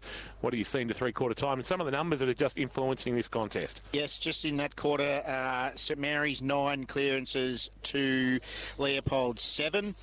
Inside 50s 8 apiece, which made for a good contest. And then Leopold controlled marks that quarter, 15 marks to only the 9 for St Mary's. So there was a little bit more movement of ball longer down the line, which to St Mary's just forced contests, but they were able to get numbers there and shore it up at times as well. So they were some of the stats from that quarter. But looking forward to this quarter, I think Leopold have really got to try and get some speed on the ball, try and hit the scoreboard early, and that starts with what happens at the source. First centre bounce have got to try and get their hands on the ball and get it moving forward, and then squeeze that ground and lock that ball inside their forward half and try and force some turnovers and go repeat inside 50s to catch St Mary's defenders off guard. It's obviously said frequently, but first goal is just so crucial, isn't it? The momentum that either team will get out of that. Absolutely. It's important for both sides. St Mary's kick the first goal, they get the confidence and extend that lead, and then they're able to just play with a little bit more freedom rather than losing that first goal or first 2 goals, and then they become a little bit cautious as well and have to sort of readjust their game plan and how they play. Do they move numbers back? Do they have to control the ball for a longer period of time? They're all the sorts of things that no doubt they're talking about now, but to start this quarter, they'll just be wanting to play like they have been, try and force the first punch and kick the first goal. That's the main aim for both sides. What have you picked up, Jace? As we go down to Jane Birch, I think Birchie's going to have a quick chat with Luke Rayner. Down to you, Birchie. Well, Luke, it's certainly you got away to a pretty handy lead in the first part of that quarter, but it's just left the jar a door slightly for them, so you'll be looking for your boys to really get back to what they were playing at the start of that quarter. Yeah, it's exactly right. It's frustrating, this game, isn't it? Yeah, you think you're going okay, and then and to Leopold's credit, they obviously stayed in it. So, yeah, the boys have just got to learn that 5, 10, 15 minutes of a quarter doesn't get the job done. So hopefully they can come back out and be a bit more consistent across this last 30-odd minutes. Obviously, they're battling a few injuries at the moment, so that's going to play out in this fourth quarter. But you've got great versatility amongst your group, and having Paddy Dowling being able to roll up and go through the mids and then down forward and kick a few freakish goals. I mean, it's a pretty good luxury to have. Yeah, it is, and we've sort of had a bit of a theme around our flexibility all year, so it's certainly advantageous at different times, and we can pull different levers if we think we need to. So, but at the end of the day, we've got 22 players now. They're all fit, they're all healthy, they're all well. They just need to lock in and commit to this and hopefully get the job done. Good luck for the final quarter. We'll be interested to see how it pans out. Thank you. Cheers. Luke Rayner joining us there. Thanks to Leopold Sporties, your complete family venue, 135 Kensington Road in Leopold. Birchie, just for Goddings, how cool has it got down there as the afternoon progresses and we get towards the end of the daylight? Yeah, it's pretty brisk. I've just gone to get the electric hand warmers and pop them in my pockets. So it's a slight little breeze and with no sun out, it is pretty chilly. But it's great conditions for footy, so the players will be right. But just the spectators, we're all a bit cool. Thank you for that, Birchie. So final quarter action, not too far away. Thanks to Zambrero. Feel good Mex. What did you have last night, Jace? I had the beef burrito. Yeah. That's good. Good stuff. I had my spicy cauliflower. Oh, you love the I do. I love my spicy cauliflower burrito. Yes. Just Zambrero. Yep, absolutely. Geelong West, Ocean Grove and Torquay is where you'll find them. Final quarter action underway. It's the Saints by 17. Here's Jace. Hughes goes up, but Jennings in the ruck for Leopold gets it down first, Feely. He gets the handball out towards Wall. McMahon on the wing as well. He kicked it off the ground across centre wing. McLean can't keep it in and then gets wrapped up straight away by Flynn, the umpire. Will come in and ball it up right on centre wing on the outer side. Just a couple of changes for you. Keaton Rayner's gone into the midfield and Braden Ham started at half forward. Okay. And so it's Wombat Gully Plant Farm matchups. We'll keep it on what's happening around the ball. We're going to have another bounce on centre wing, just forward of centre wing for the St Mary's side, for the Leopold side. Now the ball goes up. Hughes gets it down. Oh, Blood's handball was elite. Well, Blood's throw was not. And umpire Burns says it's coming back for Marcus Thompson to take the free kick on centre wing. Paddy Dowling starting on the bench as well for St Mary's. He won't be there for long. 3 goals this afternoon. The human highlight reel. Thompson. Marcus for Leopold. Kick to the leading Hawker. Couldn't take it on the 3rd bite, so had to go back and retrieve and give a handball back to Marcus Thompson. Marcus Thompson a kick inside 50, flying but not marking fairly. Scott at ground level did okay. Lang, good pressure holding the ball. That was a good tackle by Charlie Lang. Wins a free kick. Back from Finley this year, Charlie Lang. Played in a Murray League Grand Final with the Cats last year. Falling to Gingupner, who I think are still sweeping all before them in that competition. He's Lang with a long ball to the outer wing. Goes looking for Hughes. Big punch away by Jennings. Goes towards half forward for Leopold. Ball sits towards Vallelonga for St Mary's, who gets it on the outboard. Travellini goes towards Rudd, who comes out, can't take the mark. Front and centre, Vallelonga followed it up, did pretty well, needs some support. It got nobody to handball it to. McDonald made up some ground, got it out to Travellini again. Oh, his handball just got to McDonald somehow. Right foot kick inside 50 again. Burke goes up, good mark. At right half forward, Sam Burke. Plays on quickly, wants to go across the face of goal. Harry McMahon waiting for an eternity. Got one high, said the umpire. Chop, chop, says umpire Douglas. And Harry McMahon will shoot for goal from 40 out directly in front. Yeah, it was a nice passage of play. The ball fell into McDonald's hands and he was just able to keep it moving forward, which was what St Mary's needed to do. And Burke took a very nice, strong overhead mark. Thought he might have gone back and had a shot, but passed off to somebody that's in a better position, and they get the free kick and can have a shot on goal now. Harry McMahon's kicked 1 this afternoon. And this to take the margin to 23. He's going back on a nice little run up here. Harry. And he will shoot at the southern end with his right foot. He comes in, he sprayed that. Ooh. And that is to the near side and through for 1 behind. 1-1 his personal tally this afternoon. 10-13, 73 St Mary's. They lead Leopold 8-7, 55. Zambrero, K-Rock final quarter scoreboard. Zambrero feel good max. Certainly is. Sheehan will go to the corridor. Risky kick. He's kicked it straight to Hughes, who takes the mark near the point of the square at right half forward, just a bit further back than that, and he'll send it back from whence it came into the right forward pocket. Garner front position. Good spoil came from behind to knock it towards the boundary line, and can Rainey keep it alive? He does. Little handball, though, is taken by Lannon Johnson. That'll be holding the ball, surely, because the umpire says he got a handball away. And now Lannon Johnson with the footy, and as Rainer laid a good tackle on McLean, will get a ball up. So maybe a couple of free kicks missed there. Great pressure from Rayner, though. A couple of repeat pressure axe tackles. Fantastic. Tapped down by Jennings. Chance here for Leopold. Handball outside door. Morph. It's slung over the boundary line. High is the call on the tackle. And the injured St Mary's players in front of us. Copley, Sprague, all McMullen, all a bit vocal. Now and now 50. So what was the first free kick paid for? But he paid high the first time. He paid the fend off. Ah. He paid the fend. And now Harry Morford in his first game given away 50. But I reckon he pointed the wrong way. He did point the wrong way. So that's why Harry Morford thought it was his. Correct. So the umpires made a, dare I say it, a minor error there. Made a fox pass. And as a result, Ollie Flynn, who we've barely sighted this afternoon, he's going to have a shot on goal that might put this one to bed for a 24-point lead, and Ollie Flynn is gold. So he makes them pay. Harry Morford's looking for a hole to fall down into because the umpire, in his, I would say, the theatrics of giving away the decision, has pointed in the wrong direction. Am I right in saying that he pointed the wrong way? I believe he might have, yes. And then the ball came back, but came back obviously too late. So the margin is 24. You've got to allow some, I suppose, you've got to be judicious with that and maybe some leeway. Anyway, 11-13-79, 8-7-55, almost 4 minutes played in this final quarter. St Mary's moving things around again. Jansen's in the midfield too. Hughes gets it down in the midfield to Jansen, who gives it away to Blood. Kick, tumbling punt towards an open half-forward flank coming across the Undertaker. Will it sit for him? Well, he dragged it in and then he got wrapped up by Vallelonga, and the umpire says held in. And we will have a ball up at right half-forward for St Mary's. 4.5 played in this final term. Got the first goal. Hughes goes up. Porter tracks the ball for Leopold close to the boundary line. And out of bounds for a throw-in at right half-forward for St Mary's.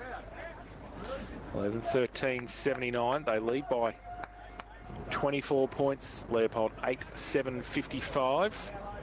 And the boundary throw-in for Harris Jennings and Fletcher Hughes. Hughes works his way to the front. Ham runs through the contest. Now Thompson, he's chicken-winged. He's not going anywhere. The umpire will come in with a bit more work to do close to the point of the centre square at half-forward for St Mary's. Umpire Irvin puts it into the air. Hughes wins the tap down, tries to put it into space. Jammed on the boot there by Vallelonga. A high ball inside 50. Getting back with the flight, Sam Scott creates a contest. Might have hurt himself in doing that. Rayners onto the loose footy near the boundary line now. Gave it to Flynn, gave it to Sam Burke. Rocho O'Toole to lay the tackle. And we'll get a stoppage at right half forward. Just keep an eye on Sam Scott there. Slow to his feet, Birchie, for St John of God Hospital, caring for our community for 50 years. And I suspect we're not going to see Billy Ritchie again today, Birchie, based on that foot issue. I don't think we have seen him back out there and the rotations that are taking place. If you can confirm that for us, Birchie. Yeah, you're right. Billy Ritchie's out. He was trying to get out there and do little bursts, but I think once that margin sort of blew out and the game looked a little bit more on St Mary's terms, they decided just to take him out of the rotations. Thanks, Birchie. St John of God injury update this afternoon. Boundaries throw-in at right half-forward for St Mary's. Punched forward by Burke, but roved by Lunnon Johnson. Kick up the chimney. Punched away. Oh, through the middle was Jennings. He got rid of the footy just. Clark to run onto it against Connors. Chip wraps him up on centre wing. Chippo! He can kick goals and he can tackle. And we're going to ball up right on centre wing in front of the best seats in the house, thanks to Apco Cafe 24/7. Margin 24. Leopold desperate for a goal. Jennings maybe winning the tap down this time. Cockrell in traffic, freed the hands, gave it to Travellini, who gave it to Ham. Middle of Anthony Costa Oval, sends a kick towards half forward. Sam Burke's target. Spoil from behind was okay from Lunnon Johnson. At ground level, Alexander to try and, or Sheen, I should say, to run onto the footy. Did okay. Then jammed it on the boot. Long ball back with the flight. Bartolo for St Mary's. Got a hand on it. Knocked it to Christensen. Connors. Wales has been good. Now he drives a kick towards left half forward. A one-on-one. Blood with the one hand. Work picture off the footy. Won a free kick. Advantage paid to kill the game. Won't have the carry on the kick. And Trent Thompson standing under the footy. And that should be a 50-metre penalty, shouldn't it? Trent Thompson, there could have only been one reason why the whistle was blown. And umpire decides, well, no, it's not 50. Well, really, to the letter of the law, that is 50. Absolutely it is. Thompson, short little kick to the back pocket. Pitcher takes the mark for Leopold. Just stumbled as he was going to play on quickly. Just has to hold it up now.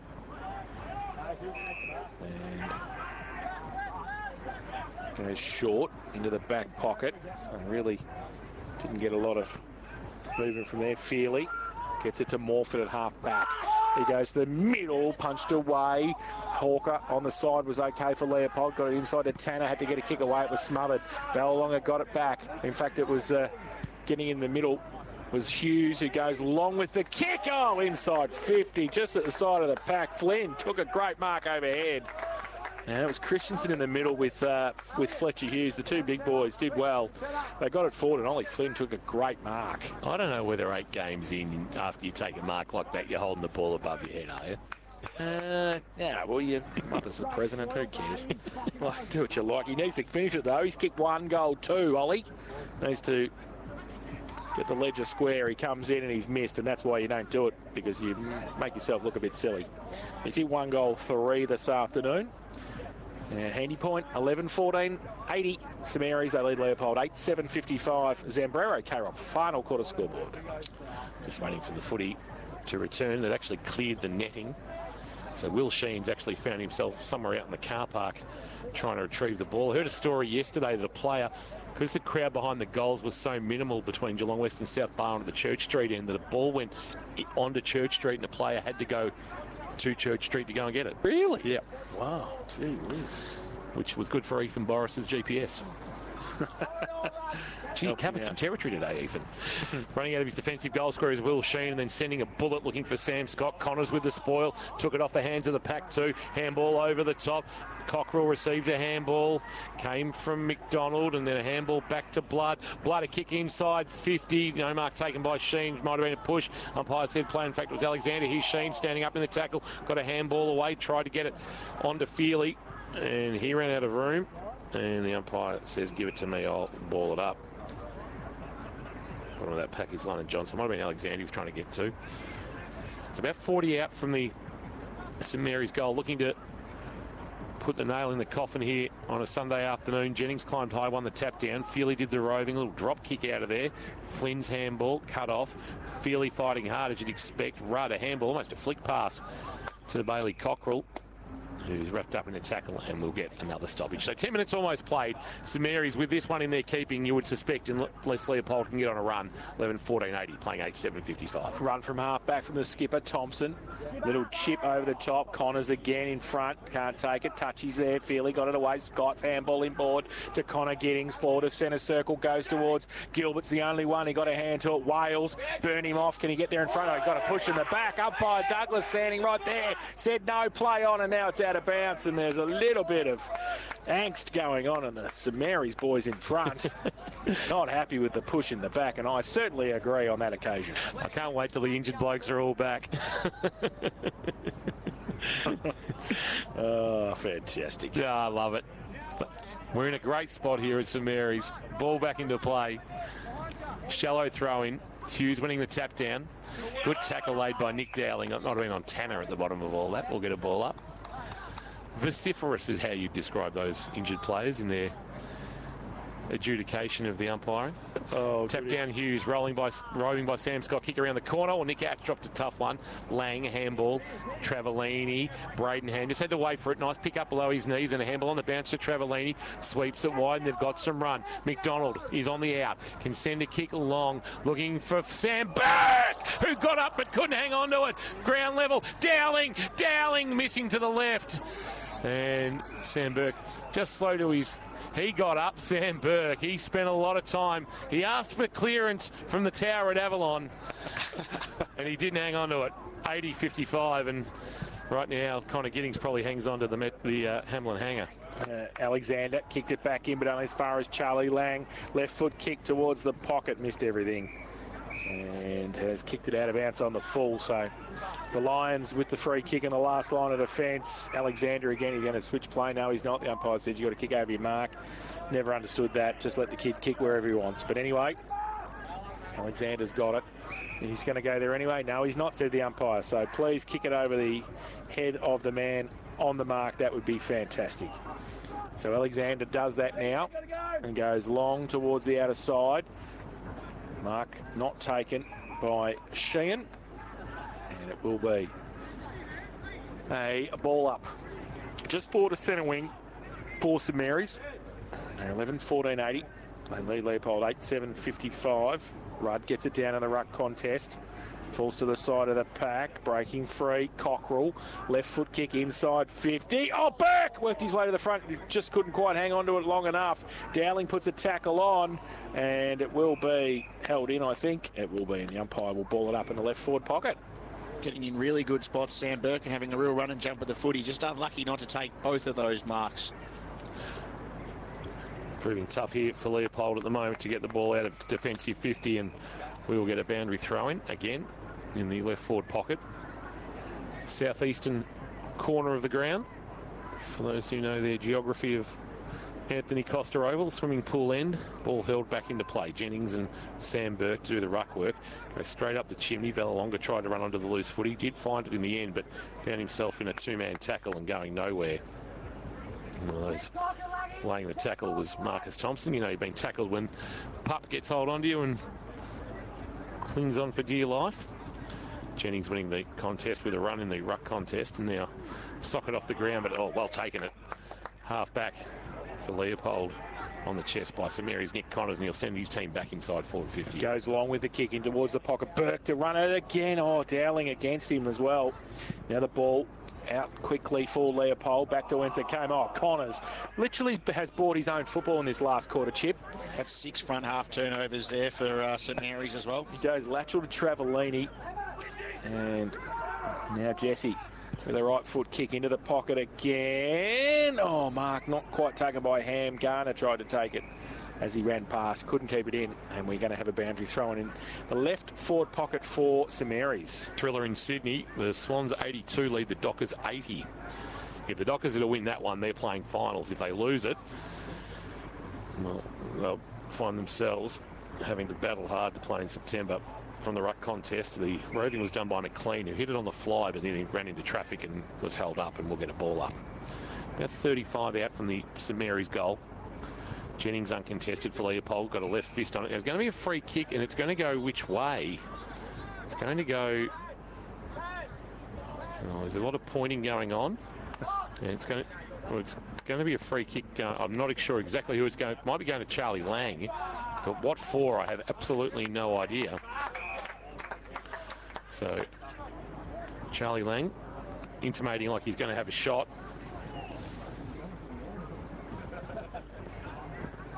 Just the 4 goals for the year for Charlie Lang. And he'll have a shot from just on 50. Got close to the man on the mark, sends it on its way, got good purchase, and it's off hands and through for a minor score, and the margin is 26. I think we're just playing out time now, Dowlow, at 15.5-minute mark. Leopold really, well, haven't progressed from their 3/4 time score. Now it's going to be hard to come back from here. Will Sheehan plays on from fullback. The Undertaker comes broadcast side, looking for Hawke. Coming across Hughes for St Mary's. Can't take it, falls in the arms of Riley Stone. He has to get the handball away, but only as far as Cockrell. Got it away to Rudd, off a step. Left foot kick towards half forward. Big pack there again. Dowling goes up, off the back. London Johnson's kick goes towards Travellini. Was that a mark paid? It was. I think Jesse's got it at half forward against Marcus Thompson. And Travellini 50 out. Be a good kick from Jesse. Zephyr of a breeze behind him, possibly. Yeah, a little northerly, just. Yeah, well, he's going to need a little northerly, I reckon, Jesse. I'd back him on the run. Absolutely. He's going to kick it now, as soon as they've said that. So Travellini. Right foot kick, and he has missed it to the near side. Just got it through for one behind. I think as they go throughout the finals, to not be the negative Nancy, but they probably need to address the long points, St Mary's. Like, they've kicked 11-16 at the moment. They've had opportunities to probably lower eyes and find some shots closer to goal. Probably something as they move in towards the finals that they look to try and address, I would think. Sheehan finds Riley Stone, who's absolutely munged it off his boot, and Billy Clark can only watch it go out of bounds and turns back and looks at Riley Stone as if to say that wasn't your best. And we'll have it hurled back into play. Slightly forward of the wing, favouring St Mary's, but not by much. Jennings doing the ruck work. Shallow throw in, Hughes favoured, grabbed it out of the ruck, gave a handball to Cockrell. Cockrell tried to get it to Garner. Garner will be pushed out of bounds by Pitcher, and we'll get a boundary throw in. So hopefully for Leopold's sake, Tyler Watt's back after the break. Wagner, Burgess, there's some big names to roll back in. Brock Williamson potentially as well for a big matchup, probably a season-defining matchup with South Barwon. Boundary throw in, falls to Blood at the back of the pack, goes towards half forward. Tumble punt, Dowling, wheels around on the left, falls over, speed wobbles. Oh, I kicked it from mid-air. Now Porter at half back, gets the ball away to Scott, off a step, long kick towards Giddings. Burke against him, Burke. Oh, Burke did well, couldn't take it, then got one high. The umpire said mark, push, whatever. He said a mark, I'm not sure it was a mark, but anyway, Burke, Hamish Burke's got it at half back. Connor Giddings can't believe it. And now Hamish along the line. Big pack there, Hughes goes up. Oh, off the back. Was that a mark? Touchy claims it, and everything's being marked. And Feely's got it at half back for Leopold. Tom Feely with it. Left half back, pumping it long. Jennings or Giddings to fly. Giddings front position on the juggle, takes the mark. Turns. Jennings is bursting back towards goal. Giddings sends it in his direction, and it's a well-weighted kick. That was well worked out by the two bigs. both from Portland. Harris Jennings and Connor Giddings. Jeez, there's something in the water down there. Yeah. A few went back this year. Tanner Lovell, Jamison Ballantyne amongst them. Having a real crack down there in the Hampton League, the Portland Tigers. Just stuck in the middle of nowhere down there on the southwest coast. Jennings steps out, swings and kicks a goal and pulls the margin back to 21. You would think it's still a bridge too far from here. 11-16-82. Plays 9-7-61. 21 points is the margin in this final quarter. Thanks to Zambrero, feel good Mexol. There'll be no instant classic this afternoon. No, they'd want to get a serious run on Leopold if they were to compete, but a nice passage of play there from the two big boys combining, and it was a nice, well-weighted kick inside 50 from Giddings to find Jennings on a lead, and a lovely finish in front of goal. Paddy Dowling just downstairs in front of us, having a bit of a nick on his knee, being fixed up. Hughes takes it from the ruck contest, trying to shuffle the handball to Rayner, falls towards Garner for St Mary's. He can't take it. Porter's in there as well. The umpire says play on. You're going to pay something here. I can smell it. Now the ball comes out. Thompson reefed it out to Tanner. Oh, he got wrapped up big time by Charlie Lang, who has given away as many free kicks as he got today, Charlie. Lost a few fantasy points, no doubt. He has. Tanner from the middle goes long with the kick. Oh, got pushed. That was a big shove there to Henry Hawker. And the umpire saw it as well. And he'll shoot for goal from 45 out directly in front. Late twist in this one, Dowler? Well, I don't think so. But just the ability to move the ball quickly inside 50, especially with the taller guys, when they've got Giddings down there, you've got Hawker down there, and you can just get it to them and let them run and jump at the footy. It just creates a bit of uncertainty in defenders' minds, and they were able to find a free kick there, and Hawker can go back and have a shot here. But if they kick it, they'd have to do it another couple of times. So Hawker, who has kicked 2 goals this afternoon, he has kicked 3 goals this afternoon because he's put that straight through, the big fella. The old Facebook marketplace is working nicely this afternoon for Leopold. 10-7-67. And they bring the margin back. St Mary's 11-16-82. Zambrero, K-Rock, final quarter scoreboard. Zambrero, feel good Max. He is a nice kicker, the football Hawker. His set shot routine's really just nice and simple. He follows through really nicely, but he's got a beautiful action, nice straight kick of the football. He's finished his work really nicely today. So he's a player that they've found, which is great for Leopold and pairs nicely with the other tall boys that they have down there in their forward line. If they can get another one, Kingy, though. Yes. Maybe. They are on. 15 points is as close as they've been since half-time. Hughes winning the tap down. Jansen surely being held. Umpire said play on. Sam Scott, a left foot kick, high ball towards half-forward. Giddings got a hand on it. Wales was there as well. Porter went through his legs. Now he tries to go back to it. Rayner laid a tackle. He didn't have it. Tate Porter. They're going to go inside forward 50 again here. If they can get the ball back to Tate Porter, you'll have plenty of options inside 50. Hawker, Giddings, Porter. Pulls it into the left forward pocket. Harris Jennings is his target. Tried to use the body, but Lang stood tall. Wasn't shifted. And we'll get a boundary thrown away. Not a bad result for Leopold. A stoppage in the left forward pocket. 22 minutes played, so there's still time. Well, not a huge amount of goals. 3 goals only kicked in this final term. St Mary's have actually kicked 1 goal 4, so they might come back to rue that potentially. Hurled back into play. Hughes, Jennings. Ball at front of the pack, kicked out of there by Stone. Needs a mark, gets one. Giddings has taken it 25 out to pull the margin back to 9. Hang on. Gee. Please hold caller. I was quick. Maybe I was too quick to say I don't think so when you asked me last time. Giddings for his 3rd. If he's to kick this, they'll have still plenty of time to find 2 go-ahead goals. You'd be disappointed if he didn't kick this. It's in a position that's very, very kickable. Man on the mark. Stands 25 from goal directly in front. Giddings looking for his 3rd. Sends it on its way, and he's kicked it, and they are back within 9, and they've got more than a pulse.